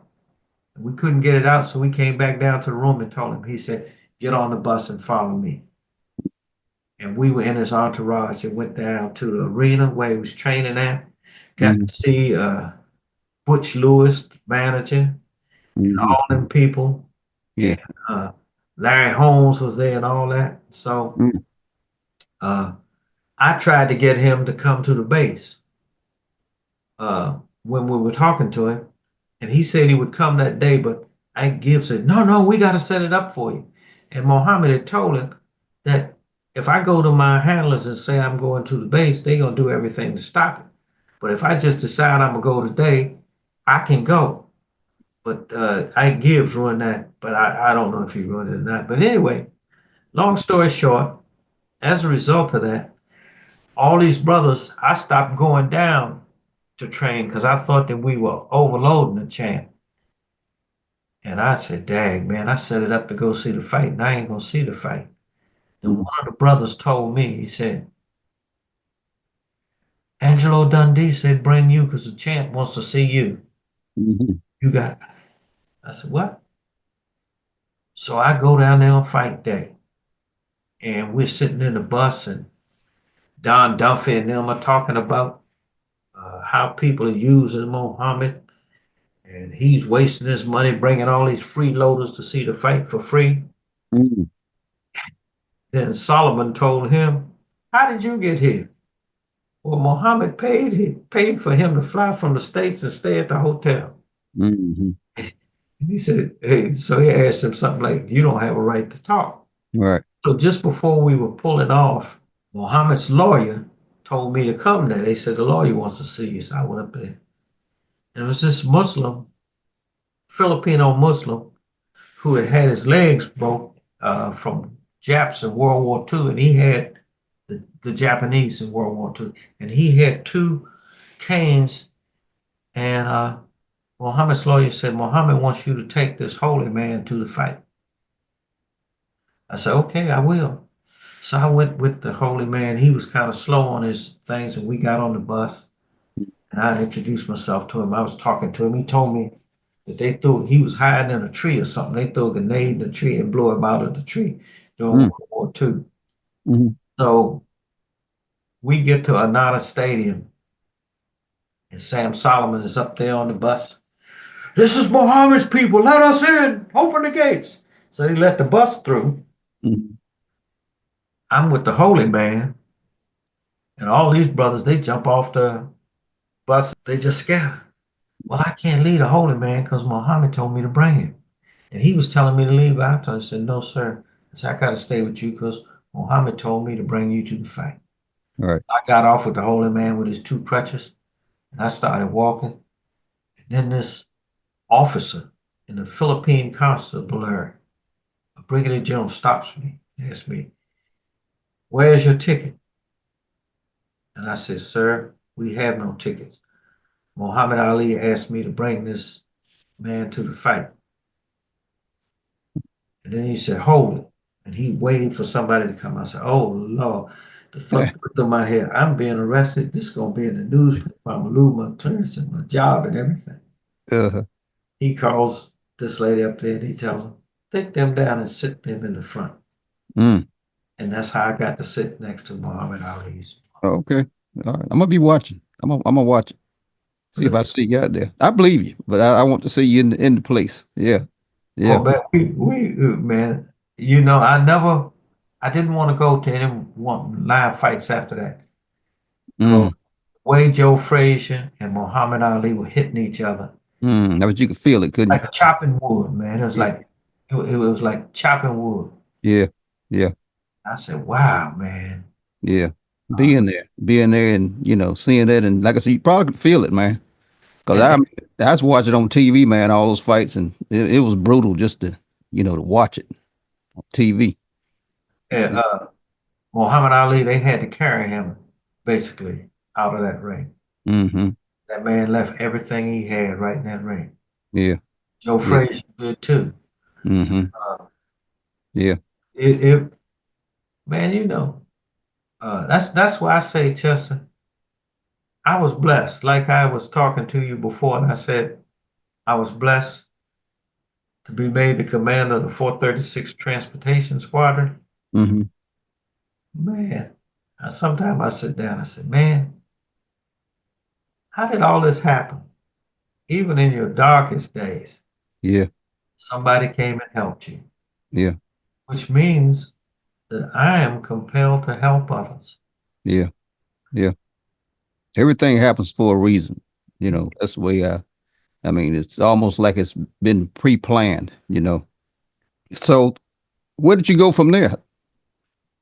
From Because the I'm getting your career. I want to know the man. So from there, from the what did you? Philippines, from the Philippines, I went back to aeromedical evacuation. Now I was offered a chance to get fighters, but my wife didn't want to stay in the Philippines 6 extra months. Mm-hmm. So I wanted to please her and my family, and I went back to Scott Air Force Base, Illinois, flying C-9 aeromedical evacuation. Okay. But people ask me what part of my Air Force career flying was the most rewarding for me. I'm going to say that must have been real rewarding. But go ahead. That it was flying aeromedical evacuation Mm-hmm. because we weren't in the business of killing people. Mm-hmm. We were in the business of saving people's lives. Yeah. Yeah. And it was especially meaningful to me when we saved kids, when we saved babies, and I was able to transport them to the neonatal center or get a neonatal team to them to save them Mm-hmm. because my daughter had died because she didn't get that support. Mm-hmm. So it's that was a blessing too, man, to be able to do that. Mm-hmm. And when I first went there, uh, I thought about, man, you fly an ambulance. But it was a brother there that met me when I was going to the Philippines. He met me in Honolulu. Uh, I was a captain then, and I didn't think it was right for me to talk to a lieutenant colonel. So I didn't talk to him because I tried to talk to some other black officers, and they had, what are you talking to me for? Mm-hmm. So I didn't talk to him. So he followed me in Honolulu Airport, International Airport. And when nobody was in sight but me and him, he used the N word. Hey, N word, why haven't you spoken to me? Very real shot. uh-huh. He was one of the most beautiful people I ever met in the service. Uh, Mm. uh, he teased me too, man. He said he came looking for me in the Philippines. They sent him to the wrong room. He said he knew it wasn't me because the guy spoke correct English and I hadn't completed phase 2 of officer training. That's when you learn to speak like somebody from Massachusetts. That's what he told me uh-huh. uh, Yeah. for the rest of my career. Uh, he was a mentor and a supporter of me. Mm-hmm. And he had also started out enlisted and retired. Okay. Yeah. Mm-hmm. Yeah. Uh, so I flew aeromedical evacuation. And then when I got promoted to major, I was sent to be a headquarters section commander, which was supposed to be elevating me for a chance to be promoted below the zone so I could probably go to higher ranks. I messed that up because I failed what I call I never tamed no black folks. See, My being enlisted, I thought the way that you prove that you are ready to go up as a black officer is you control these colored boys. Mm. That's control. Mm. Be strong and keep them in their place. Mm. But my attitude was that, you remember what I told you about the man who was a Tuskegee Airman chewing me up. Mm-hmm. So how could I do that? My attitude was that I need to be uplifting people, empowering people, rather than putting them down. Right. You got to empower folks, Mm-hmm. Yeah. and and you'll find out that people have great qualities. Mm-hmm. Yeah. But but it even goes deeper than that, Chester, Mm-hmm. uh, because the teacher told me that I only had to do two things: to love God and love my neighbor as I love myself. Mm-hmm. And my father taught me something growing up. He said, son, never ask anybody to do something that you are not willing, that you haven't done, or that you're not willing to do. Mm-hmm. Right. That never left me. Yeah. Uh, so uh, that's why this guy from Beaumont, Texas, actually he was from the first ward. You know, they talk about the fifth ward in Houston. He was really from the first ward in Houston. Man, you learn stuff from people, Yeah. uh, and it's very helpful. It also gives you an opportunity to check yourself and make sure that you're doing right. Mm-hmm. So I did that, and then I came to Scott in C5s. Okay. When I got to C5s, my reputation preceded me, uh, because what had happened was I'd been working with the Tuskegee Airmen in St. Louis. And when I was in aeromedical, when I was there, Scott, and Mm-hmm. I had, they were going to have the national convention in St. Louis, and they were talking about getting Brian Cumberland. So me and my big mouth, I said, we ought to invite the president. Mm-hmm. Guys in the chapter laughed at me. So I said, well, why not invite the Secretary of Defense? They laughed at me and they said, well, you write the letter, Bill, and you can send it off and we'll see what happens. Mm-hmm. So I wrote the letter to invite Caspar Weinberger, and Caspar Weinberger accepted. Okay. And this was the highest uh, official in the executive branch that had ever come to uh, a Tuskegee Airmen convention. They made tons of money, man, because dudes made Budweiser and them pay to sit up there with Caspar Weinberger. Mm-hmm. Every general worth his salt was there to see Caspar Weinberger. And I was taking a co-pilot check ride in a C5. Mm-hmm. I got 4,000 hours of flying, a safety award from Vietnam, an Able Aeronaut Award from Vietnam, and other awards in flying. Mm-hmm. And the dude fails me on a co-pilot check, and the reason he did it was to teach me some humility, Wow. because I said,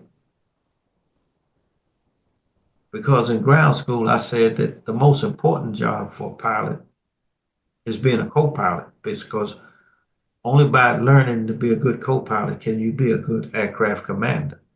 Mm-hmm. And I told him we denigrate the co-pilot's position so much that people don't want to be good co-pilots. They try to be good, they try to be aircraft commanders too soon.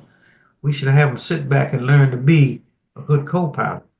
Mm-hmm. They thought that I didn't want to be an aircraft commander. Mm. So it got back. So the guy failed me on the check ride. I missed the Tuskegee Airman Convention. Mm. What made me miss it? Because I forced the chapter to get Fred Cherry there, who's Colonel Fred Cherry, who was the black POW who spent the most time in the Hanoi Hilton. Mm-hmm. And he came back, went to brag, found out he was broke. His wife had a baby that was delivered at the hospital in Fort Bragg, and he didn't have no money. And so he was trying to sue the Air Force to get his money back, and started drinking. And the brothers in the chapel, we don't want him to drink. So I gave one of my speeches, and I said, if all of this had happened to you, would you take a drink of liquor? And when I Mm. told the brothers that, they said, yeah. I said, man, ain't nothing wrong with Cherry. Shit. He's been through hell. 7 years of the POW to come home and find out you broke. Yeah. Yeah. Give him the whole bottle. Yeah. So, Mm. so Fred Cherry was going to speak there, but Agnes went and she got a chance to meet Fred Cherry. And she told me, I saw why you did all you did to make this come true. But I had the help of some junior officers, man, some dudes. They broke their neck to help me. Mm-hmm. We made a lot of money for the St. Louis chapter of the Tuskegee Airmen. They were supposed to make all of us life members, but they didn't. Mm-hmm. Uh, but I stopped dealing with the Tuskegee Airmen. That's a different story. Mm-hmm. Uh, but that's what we did in St. Louis. Uh, Mm-hmm. then after I left as a headquarters section commander for the Air Force Communications Command, I came to Dover. Mm-hmm. And I was telling you about failing that check ride, so I got up to Dover. Then when I first reported in the squadron, they had a black lieutenant colonel to have lunch with me, When did you get to Dover? and something like 81 or something like that. Okay. I, Okay. I can't remember the exact date. Might Mm-hmm. have been 83. We probably got it about the same time, sound like, but go ahead. So what happened was, it was with the brother. Brother took me out, had lunch. I said, look, I know why they had you meet me. Is they want you to get me under control because they think that, because see, after I failed that check ride, I cussed out the check pilot. I called him a jive Merlin farmer. Mm. I was shouting to the top of my voice. Mm-hmm. Uh, You had a reputation, sounds like, that followed you. well, It sounds like, it's but I mean, it's nothing bad about that. But go ahead, finish that story. Keep talking. so we had lunch and he called me a social actions Negro. He took Mm. me around Dover Air Force Base and showed me the lynching tree. He What? yeah, told me every year they lynched a young second lieutenant or first lieutenant to keep brothers in their place at Dover. Get out of here. Told me, man. So, but he and I became friends because I told him, man, I told him and the other brother that they could have been colonels. Why settle to be a lieutenant colonel when y'all could be colonels? Mm-hmm. Uh, and uh, and so flying at first, uh, I hadn't flown in several years. Like I had breaks in flying. Like when I went to C9s, Mm-hmm. flown an airplane in 5 years. So all I've been thinking about is intelligence in grad school. Mm-hmm. Then I'm going back to fly airplanes. It's like me learning flying again, but it's like riding a bike.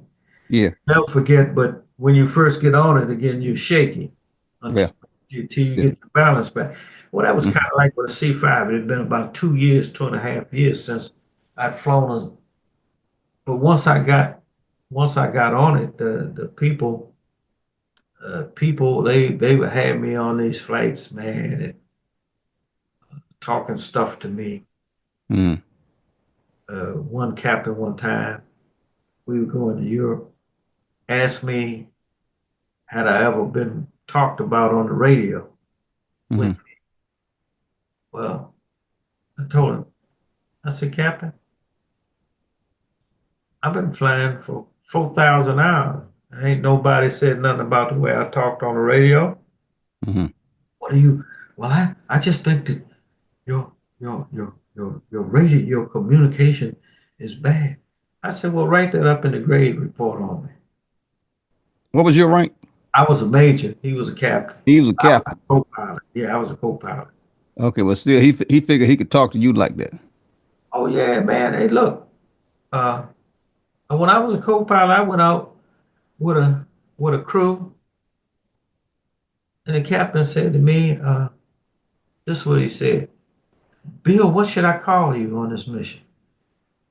I said, "Call me by my first name, Major." Mm, I said, "So I mean, that's what I did with people who outranked me. I didn't go calling them by their first name. right.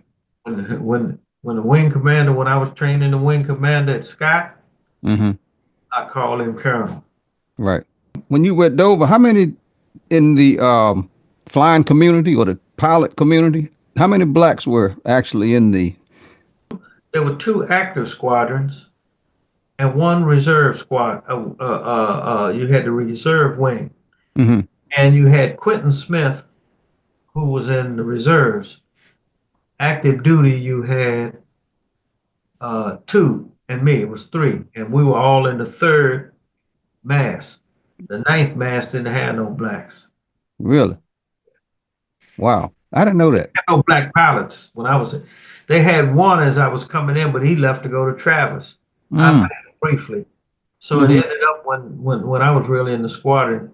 That's why when we flew the all black C5 flight, Hmm.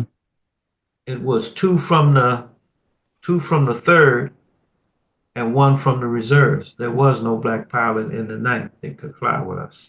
Wow. So so but that's the nature of your career when you are a pilot in the Air Force. Hmm. Yeah. When I was on active duty and I was trying to increase the number of pilots, I used to tell folks there were more black pilots during World War II than there are active duty now. Hmm. There were about 270 black pilots at one time in the military. I used to talk about 270. And I used to say the window is closing. If we don't fight to get more brothers here and make sure they have a greater chance of finishing, what will we be? General C.Q. Brown, when he was chief of staff of the Air Force, you know what he said? What do you say? When I was captain, there were 300 black pilots. He said, now I'm a four-star general. There are 300 black pilots. And that was the basic reason I left the Tuskegee Airmen. Hmm. Uh, 1985, man. You had this three-star general, brother from lieutenant from Air Force Academy graduate, talked about being washed out of pilot training. And the general who had a pipe in his mouth pulled out his pipe and turned around and said, we pay all that money to send you to the academy and you can't pass pilot training. Well, his name was Winston Powers, General Winston Powers. Uh, and he was a navigator, which you know what that meant? That meant that he went to pilot training and washed out and then went to Exactly. navigator school. Exactly. And he's telling this young boy that. So I, Hmm. I retorted to him, uh, General Powers, General Brown was the DO at Reese Air Force Base when I was instructor. And he agreed with us doing things so that we could decrease the attrition rates of blacks who enter pilot training. And we had some success with the programs we had. Hmm. But when he left, they changed. So General Winston Powers got mad at me for saying that, and he left the room. But it was this white Army pilot that they sent down to explain to us why they didn't have more blacks. Why they didn't have more blacks as pilots in the military. Mhm. I questioned him. I asked him some questions, and they cut it off and said, well, we don't have time for this. He said he would be back the next morning to answer our questions.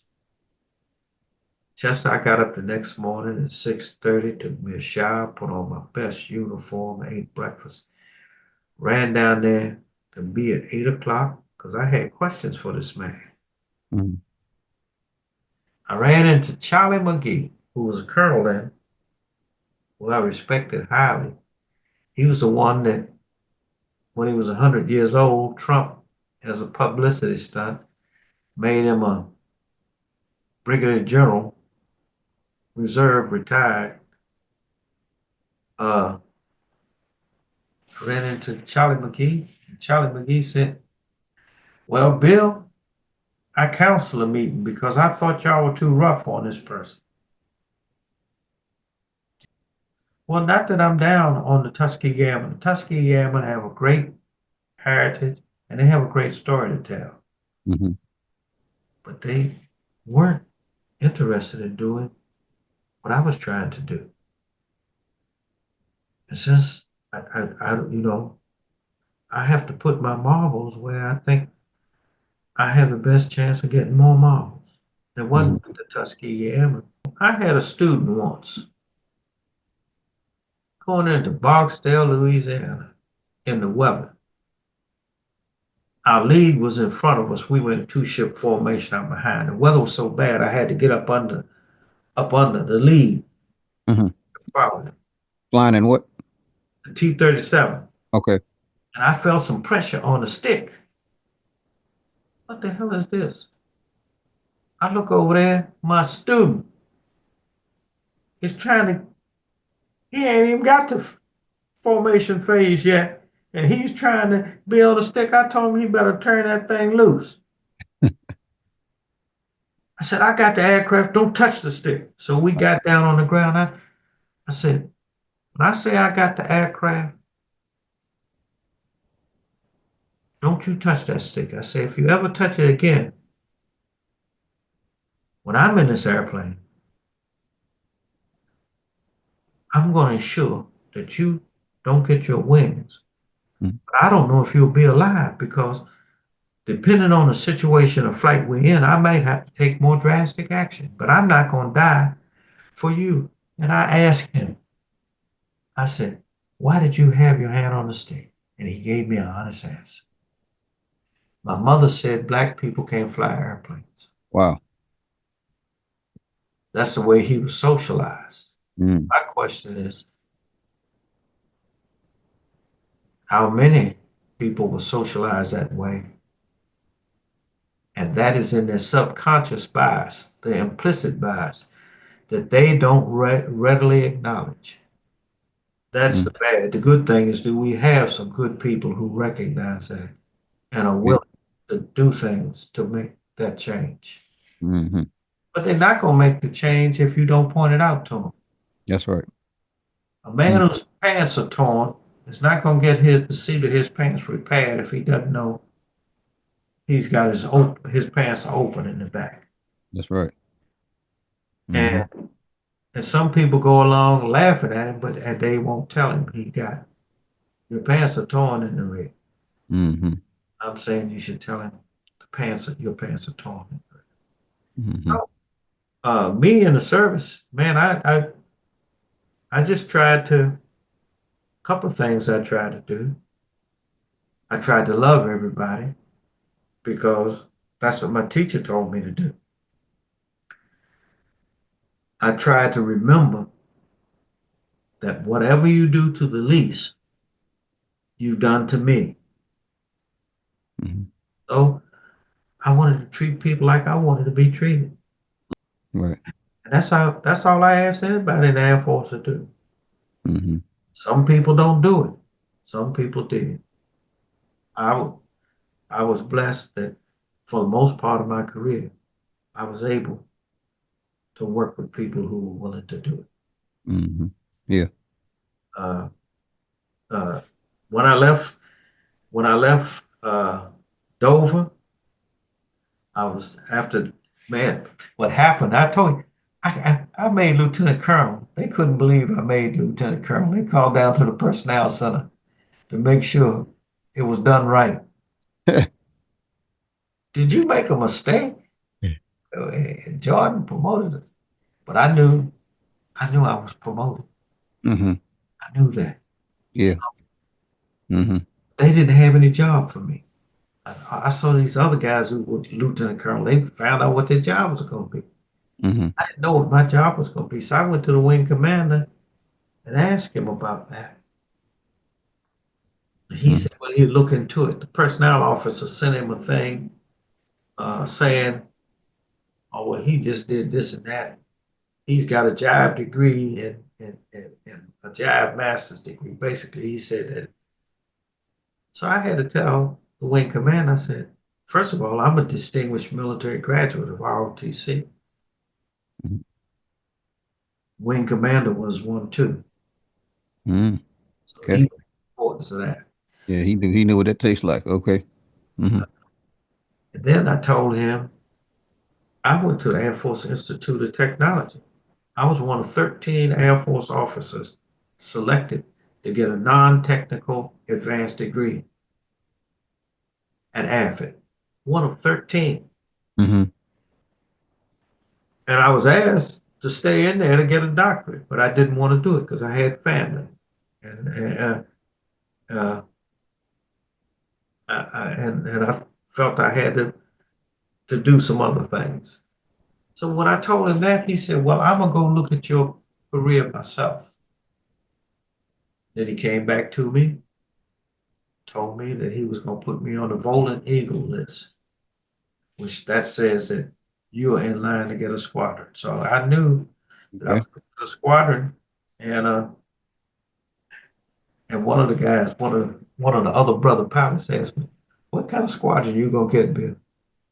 I said, "What I told you before. They'll probably give me what they consider the worst squadron on this base." Mm. Man, I came to the 436 Transportation Squadron. Mm-hmm. And man, I thought it was a beautiful squadron, all people. Uh, I used to like the softball games remember when we get caught up on the work, we'd go play softball. Yeah. I, I used to like the fact that when a new person came in the squadron, we would have him bring his wife and his children to meet us. Yeah. That we thought about family, Exactly. that Yeah. we thought that we were the best, that we could do any job. Mm. I still remember when General McCarthy came down he was the 21st Air Force Commander, came down to inspect us. Remember those buses, those ambulance buses we had? Yeah. Yeah. McCarthy said those were the best kept ambulance buses in the 21st Air Force. He said he'd never seen an ambulance bus that clean. Is that right? Mm. That's what he said, man. Yeah. That's what he said. But we use them for everything, man. Crew transport and Yeah. everything. So it wasn't like they were just sitting in mothballs anywhere. Mm-hmm. He said they were immaculate. Mm. I remember when we had the people from Budweiser with that for the race up at the Oh yeah. Yeah. going down, Yep. and Yep. we had the pace car there and all that stuff, and Hmm. uh we took a picture of with the pace car Yeah. and the NASCAR crew in front of a C5. I got that somewhere. I gotta find that. You gotta find it. Yeah. Uh, then I think about Dagley making that Wheels of the Eagle, that videotape. And when new people came to the squadron, we'd give that, play it for them, give it to them. Hmm. Y'all set records. I remember how they were happy that y'all had the longest streak of no DUIs of any unit on the base. Mm. But that was broke by that dude who got mad at me about something. I forgot what his name was. He worked in uh who were them people over at the paint shop? Oh. Remember the paint shop dude? Yeah, I'm trying to think. They got mad. Remember, it was one of the dudes who worked in the paint shop. They got busted for dealing with some drugs or something like that. Hmm. It was, I forgot what his name was. It was one of the dudes in our squadron. Mm-hmm. They got busted for some drugs, Yeah. wife with some drugs and him with some drugs. It was a non-African American Mm-hmm. who did that. Yeah. And some people wanted me to go and do something. And I said, I thought it was inappropriate to do. I, we did a lot of things to try to help families, but Yeah. Yeah. but there's certain things you can't do. We did a lot of stuff, man. I don't know if you were our commander when the 101st lost that lost all those people over there in Gander, Newfoundland. Were you our commander during that time that when that DC, I think DC-9 crashed coming out of Newfoundland? They brought Uh, all of those bodies there and had a ceremony there in one of the C5 hangars. 84. no, no, I wasn't there then. Okay. I was there when the Stark thing happened, and they brought because you remember Catlett went and got that red Cadillac because we said we weren't going to put the chief of Hmm. naval operations, That's right. the chief of naval operations in that Yeah, of little course. them little K cars. What did you Yeah, call it? Chrysler. Yeah. So we had to go rent a car. Hmm. So Catlett came out there, man. I looked out there and I saw that red thing. I said, "You got a tomato?" You know, we can't. We went back and got a large white car for him, which the chief of naval operations was pleased. You know, the people at Mac headquarters was mad because Mm. I tried to get them to give me approval to do it. When they didn't, I said, we're going to do it anyway because I'm not going to have the chief of naval operations come to a ceremony in a little teeny car like that Right. when I know what he would do in Washington. In Washington, he would have come there in a bigger car. Right. Right. Exactly. And but man, remember the air show when y'all put up the stands Hmm. and Yeah. took them down like new money, man. Stuff, uh, mobility. When Hmm. y'all passed mobility and the rest of the dudes failed, Yeah. uh, uh, and I remember that we had a pretty good mobility program. Yeah. We had excellent operations. Oh yeah. We had excellent maintenance when we started junking them cars. Hmm. Yeah.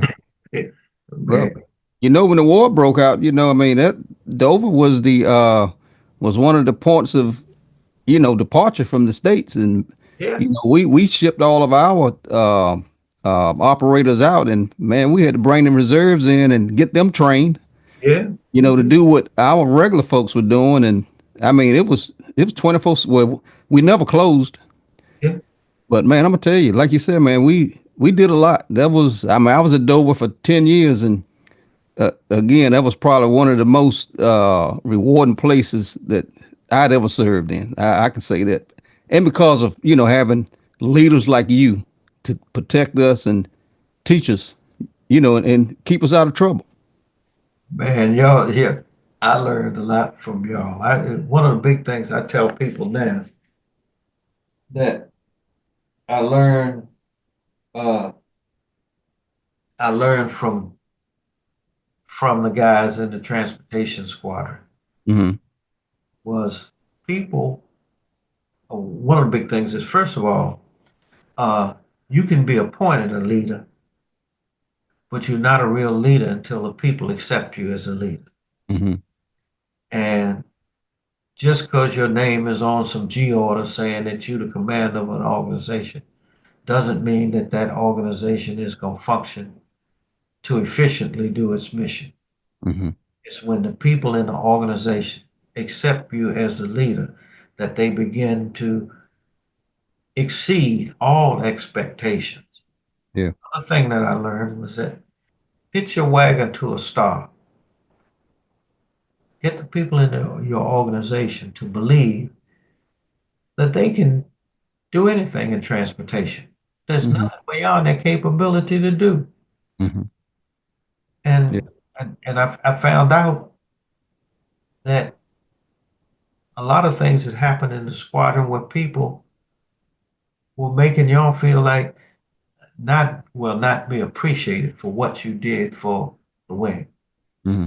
Just a simple thing like uh, those what did they call the things that you move the forklifts? Mm-hmm. Remember, I remember when we were trying to send forklifts to depot to get done, and they weren't getting done, and and the port squadron was claiming that they are back behind because we not supplying them with Mm-hmm. forklifts. Oh man, we'll get around it. Mm-hmm. We won't wait to send a diesel engine to San Antonio. We'll take it over to Baltimore and get it rebuilt and pay for it. Mm-hmm. Uh, we know how to meet our commitments. We have some out places that we support down in Norfolk. Y'all Mm-hmm. don't ever say that we don't support them properly. We'll support them properly. Right. And our people believe in themselves and they believe that they're good. Man, so I learned all these things from you. I learned. I'd been one of the things I don't talk about in high school. I was in high school cadets, and I was a platoon leader. And because uh, the vice principal of the school held me in low esteem, I was given the platoon that was had supposed to had the worst dudes in the school, worst males in the school were in Mm-hmm. my platoon. And you know what? We won platoon competition. And the reason we won it was not so much for me, was because the members of that platoon believed they were the best. Right. And Yeah. man, I still, man, I still remember this one guy who I just talked to. He was shook up that we were able. How were you able to do that? I said I believed in the people who were in my platoon. I didn't look at them as being the worst in the school. I looked at them as being the best. Yeah. How did I look at the people in the 436 Transportation Squadron? I looked at them as being the best. Mm-hmm. I don't Yeah. think we could ask for more. Yeah. The other thing that I found out is that one of the most important jobs of a leader is training. Mm-hmm. You know, it's not you do this or you do that. It's lead, follow, or get out the way. Mm-hmm. That's right. If, if I'm going to do something, I'm going to show y'all that I'm willing to do it too. All right. That's right. Yeah. That's why I qualified on those vehicles, and that's why I did a little had me a maintenance card. Mhm. Who Yeah. with Chief Washington mad, I think it's a little mad because I told him, hey man, if you need to change oil, I can get down. I can put on some coveralls and go down there and change oil. Yeah. But I there are protocols for officers that I don't. Some people may have thought I was violating, but I was just operating on what my father taught me. Mm-hmm. Never ask anyone to do something that you haven't done or you're not willing to do. All right. That's right. I got a few more questions here. Okay? All right, but let me ask you this: where did you was Dover your last stop in No, the? I went. I went to Scott, Mm-hmm. where I was a senior airlift controller. Okay. Then I was made chief of the command post. Mm-hmm. Then I left and became airlift assistant to the U.S. Transcom G3. Mm-hmm. G3. Then I left there and I went to the Pentagon where I worked in the uh, deputy uh, Assistant Secretary of the Air Force, Okay. uh, Office of Security Assistance for Sub-Saharan Africa. Mm. Uh, Okay. then I left the Pentagon. Uh, I was supposed to go and get trained to go to Zaire as attaché. Mm-hmm. So I went to attaché training at at Bowling at the Defense Intelligence University. Okay. So I qualified as an attaché, but the assignment I had in Africa fell through. Mm-hmm. So then I got redirected. I was to go to Uruguay to be the chief of the Office of Defense Cooperation in Uruguay. But to learn Spanish, they sent me to Monterey, California, learn Spanish. Mm-hmm. Puedo hablar español bastante bien. I said I'm able to speak Spanish pretty well. Okay. All right. That's So, mm-hmm. so after that, I spent 3 years in the country of Uruguay, Mm-hmm.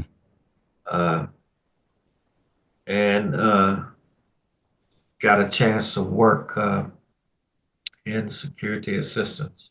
Mm-hmm. Uh, I guess a mill group and was a senior representative, senior Department of Defense representative down there, Mm-hmm. military assistant to the ambassador, and then I went to after 3 years, I went to the Joint Warfighting Center Mm-hmm. where Where what was that? that was in Fort Monroe, Virginia, Okay. and it's now in Chesapeake, Virginia, the Joint Warfighting Center. I think they moved over to Chesapeake. Okay. But my job was in charge of modeling and simulation, Mm-hmm. uh, software development. Okay. And then I retired. Agnes was ready for me to retire. Retired. Okay. Said I wouldn't work again until I ran out of bait money. I hear you. And so I didn't work for a while. And I had a friend that I was just talking to on the phone. He hired me as a technical assistant contractor to him. He was the assistant commissioner for the Federal Protective Service. Mm-hmm. So I did a little work with him, and then I left there. Actually, was terminated, but I didn't mind. And then I went to work for another guy, another company called Davis Page Management, and I Mm-hmm. worked for them. Helped them get a small business award from the Department of Transportation. Mm-hmm. The owner of the place took action that caused me to resign. So, and I Okay. haven't hit a lick since then. Okay. Well, let me now, I never met your wife. Mhm. Y'all had two. How many kids y'all have? We had four. Oh, you had four. I didn't know that. I know your son Juice. Yeah, I think he's the only one I ever met because I believe he may have been around about the same age as my son was when you was at Dover. But I know you had four. yeah, I had two girls and two boys. And Okay. uh, my wife, I met her in college. It's an amazing thing. My brother was going with her first cousin, and he Mm-hmm. tried to introduce me to her uh, when she was in high school because she was the valedictorian of her high school. I told him I didn't want to meet no egghead. You met your wife when you was in high school. I mean, you No, didn't marry him, but you. my brother was going with her first cousin. Okay. Okay. Her first cousin wanted me to meet her when she was in high school. Okay. But I told him, no, I don't want to meet that girl because Mhm. I don't want to meet an egghead. Then I saw her in college and something told me that's the person you're going to marry. So I started rapping to her and we got married. Okay. And And been married for 57 years. good Lord, that's a blessing. Uh, And out of all the things that you just told me from your Air Force career and all of that, if it hadn't been for her taking care of the home front while you was out doing all of those things that you said you were doing, that you didn't have to worry about what was going on back at the house. I mean, she took care of those things, right? It's true. Actually, she built me up That's what I'm saying. when I often listen to the record and tell her how important this record by Charlie Wilson is to me. Where would I be without you? Mm, I'd be nowhere without her. right. Exactly. So Yeah. she deserves the lion's share of everything that has happened for me. Yeah. Uh, That's that's right. I tell people that my children love me because their mother taught them to love me. Mm-hmm. Yeah. Uh, Yeah. why do your children love me? Because my mother, man, I just think man, she's a great person. Mm-hmm. I tease her sometimes. Her brother retired from the Air Force as a brigadier general, Okay.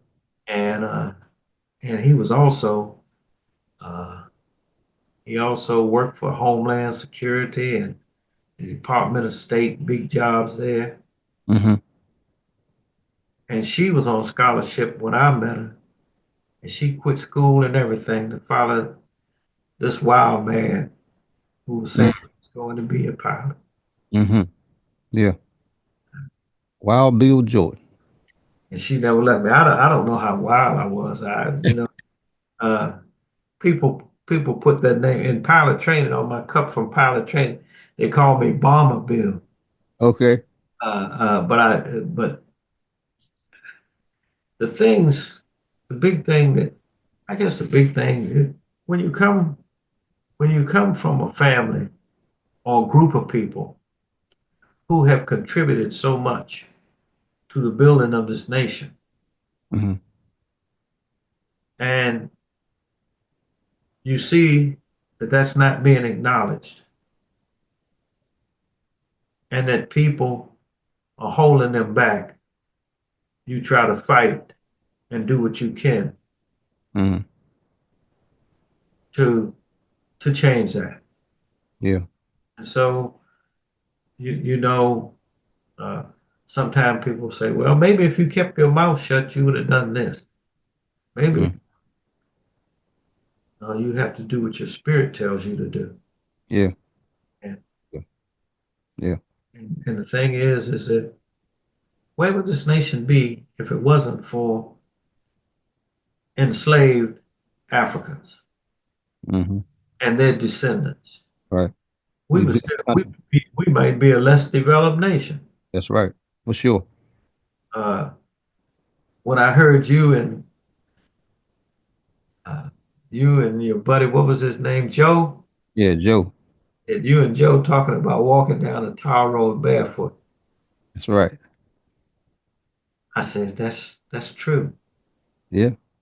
Uh, I think about places now in America you can go and you see people living in poverty. And I just asked my oldest brother, how come the richest nation in the world has people living in abject poverty? Mm-hmm. How come the richest nation in the world has people who are homeless? Mm-hmm. Why is it like that? And what are we doing to change it? Mm-hmm. Do you have an answer for that? You see, one of the things that happens, Ed, is that our system says, how do how do you explain your human condition? It's your fault. If you had done this, you could have been here. And if you had done this, you wouldn't be in trouble. But we never blame the system. Mm. And we don't accept that there are systemic things in our society, our culture, and our institutions Mm-hmm. that hold people back, Yes. that prevent people from achieving, Hmm. that ruin people's minds. Yeah. And and the real question is, am I treating you like I want to be treated? Hmm. So, and I told my chief of intelligence when I had my first intelligence assignment, he asked me, why were many nations going to socialism? I said, sir, people get tired of hearing that the reason they're in poverty is their own fault. When they see people rich, it's your own fault. Hmm. And so when a system comes along and says it's not your fault, it's the system's fault, they gravitate to that. I mean, it's just like a church. Who goes to a church that tells them that they're bad rather than goes to a church where they are said to be good? Hmm. Who goes to a church that tells them they're bad because they are akin to some Abel or Cain or something, Ham or Sham or something like that? When you can go to a church that says you're all God's children and you're in the image of God, and you're great. Hmm. You Right. go to a church where it tells you you're great. Right. That's And right. who's going to live in a society that tells them that they're bad and not acknowledges things that have contributed to that? Hmm. Yeah. The question I would ask is, uh, in the richest country in the world, why should anybody have to walk down on a hot tar road barefoot? That's right. You're right. Or live in a house that don't have running water. There you go. Yeah. Or have to boil that water Yeah. uh, before they can drink it, like That's they right. like they do in the capital, Mississippi, Jackson. Yeah. Yeah. Right now today. Yeah. So, Yeah. so for me, the little that I did in the service was try to correct the things that I could, Hmm. uh, and try to treat people like I wanted to be treated. Now, I guess sometimes it didn't come across that way, Hmm. uh, but I hope that everybody knew that, man, I was happy and cared for every person that I worked. Yeah. Sometimes um, Yeah. man, it's like I said. Now, if you want to know the greatest unit I was ever in, I'm going to tell you what that was. That's it. 459 Tactical Airlift Squadron, Mm. Vietnam, Hmm. because we didn't have any bad pilots. Hmm. We had all good pilots and some great pilots. Hmm. And they set the standard for me as a second lieutenant for saying every unit that I'm going to be in, I'm going to try to have that unit be the greatest unit there is. Hmm. And Yeah. that's what I try to do at Dover. Uh, Yeah. Yeah. Well, it was a blessing you coming to us, Colonel. I can tell you that. bad. And look, like I said, I'm about to let you go, but I do have maybe one or two more questions here. Okay, fine. Now, your family, have they ever heard you tell part of your story? I don't know. I They mean, might. that some of the stuff that you just told me. I mean, do they know what you've been through, what your career was like? Well, they lived it, man.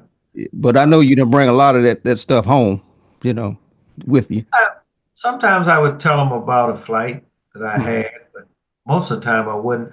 Agnes says that I did a lot of things that I never told her in detail about. She's discovered all along. She didn't realize how extensive my non-flying experience was Hmm. Yeah. uh, in jobs I held. Mhm. I uh, I could throw out to you. Yeah. I played a role in setting up peace for the Angolan Civil War. Mm. Mm-hmm. You know that. The reason I didn't talk about in detail about a lot of the stuff was a lot of the stuff I was doing was sensitive or Yeah. classified. I understand. So Yeah. you come home and you don't talk about that. And really, I was more interested in how their days had gone than how my day had gone. Yeah. A lot of times it was a relief just to hear what my children had done. Yeah. When you got back. Yeah. From your Yeah, mission. but Yeah. how was it for you with your family? Yeah. How, With how me? was yeah. How Mhm. was it with you with your family? Did you tell them all the stuff that you went through? No, no, I didn't. They kind of, called me being in what they call the chair force, not the Air Force. They didn't know that, hey man, hey look, I've been places, man. I didn't know if I was gonna come back.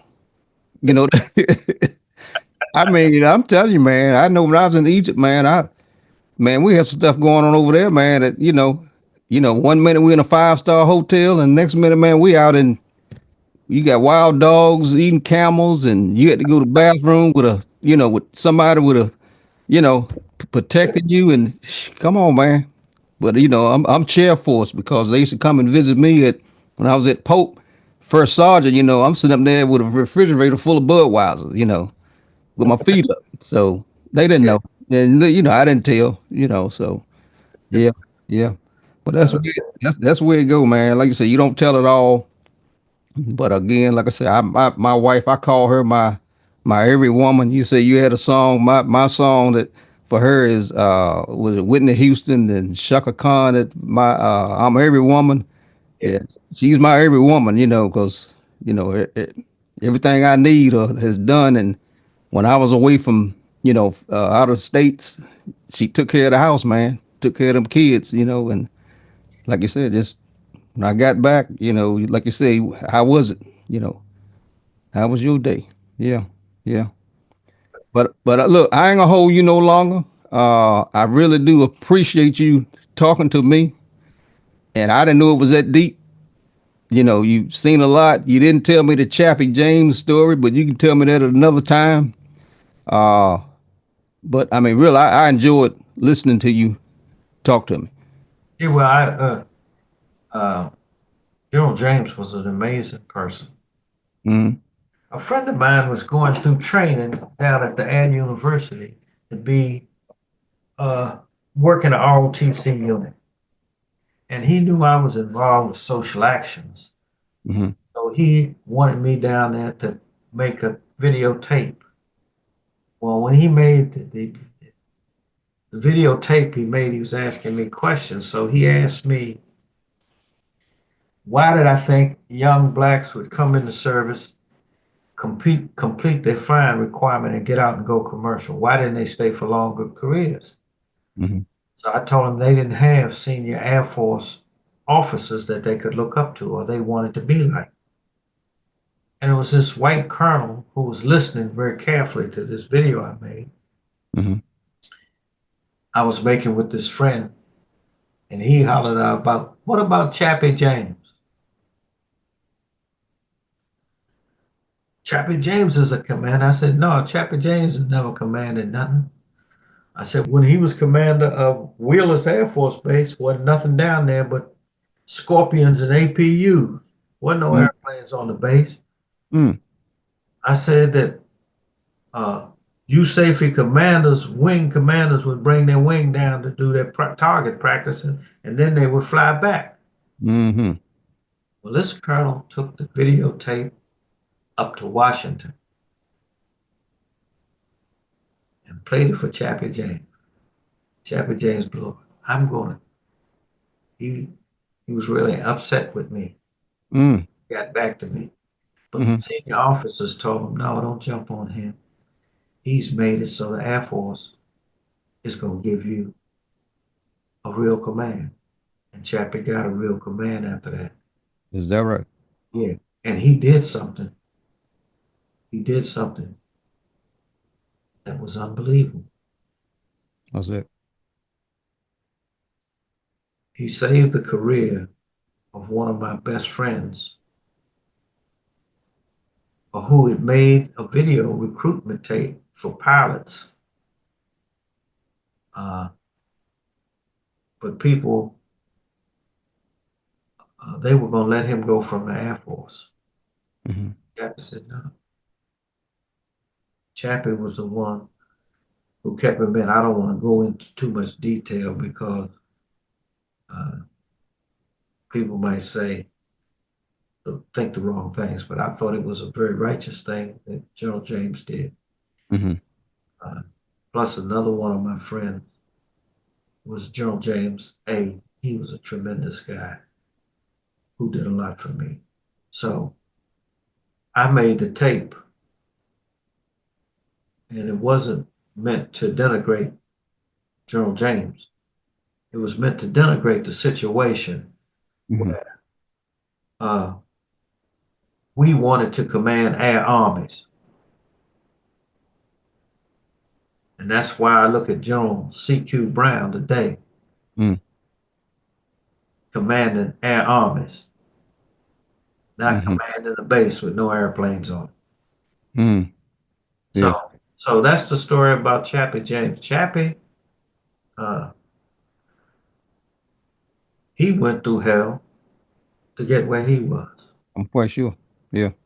And he was an inspiration Mm-hmm. to many people. I had the privilege of knowing his son. His Mm-hmm. son and I were in Vietnam at the same time. Okay. And so I had the privilege of knowing him. Okay. Okay. Yeah. But Yeah. me, Well, if you want to know who generals who helped me, was General Theus. I don't know if you ever heard of him. no. He's a brother. Mm-hmm. General William Earl Brown. I don't know if you knew about William Earl Brown. Mm-mm. He's a lieutenant general who retired. He was the first black director of operations for ATC wing. He went on to be the wing commander at Willie, and then he went on to Washington, D.C., where he was, and then he was over in Naples, commanding the Air Force contingent over in southern part of USAF. Okay. Retired a lieutenant general, and he was a dynamite guy. When he retired, he used to give lectures at the Air Museum, National Air and Space. Mm-hmm. Okay. Okay. Well, look, I'm not gonna hold you any longer. You've been talking over 3 hours, man. I know didn't feel like it to me, but again, I really appreciate it. Uh, Colonel Jordan, you coming talking to me, and like I said, I always had the utmost respect for you, and you helped me a lot in my career. And again, when I was at Dover for that 10 years, you the best thing that I seen come through that squadron for us in that squadron when I was there. And I'm gonna let you have the final word, and then we'll shut it down. It was an honor to talk with you and to honor you, where we are not constrained by the military. I want you to know that each of you in the squadron was an inspiration to me. You, Catlett, man, I think about all of the things that y'all did over in operations. Mm-hmm. Bobby Jones, all the guys. Yeah. I just think that I want you to know that y'all were an inspiration to me. It's equal. So it was an honor and a privilege and a great blessing to work with you and the rest of the people in the 436 Transportation Squadron. Yes, sir. I'm honored to spend the time talking with you. Yes, sir. Well, thank you. And on that, we'll end it, and I'll say thank you for hanging out with me.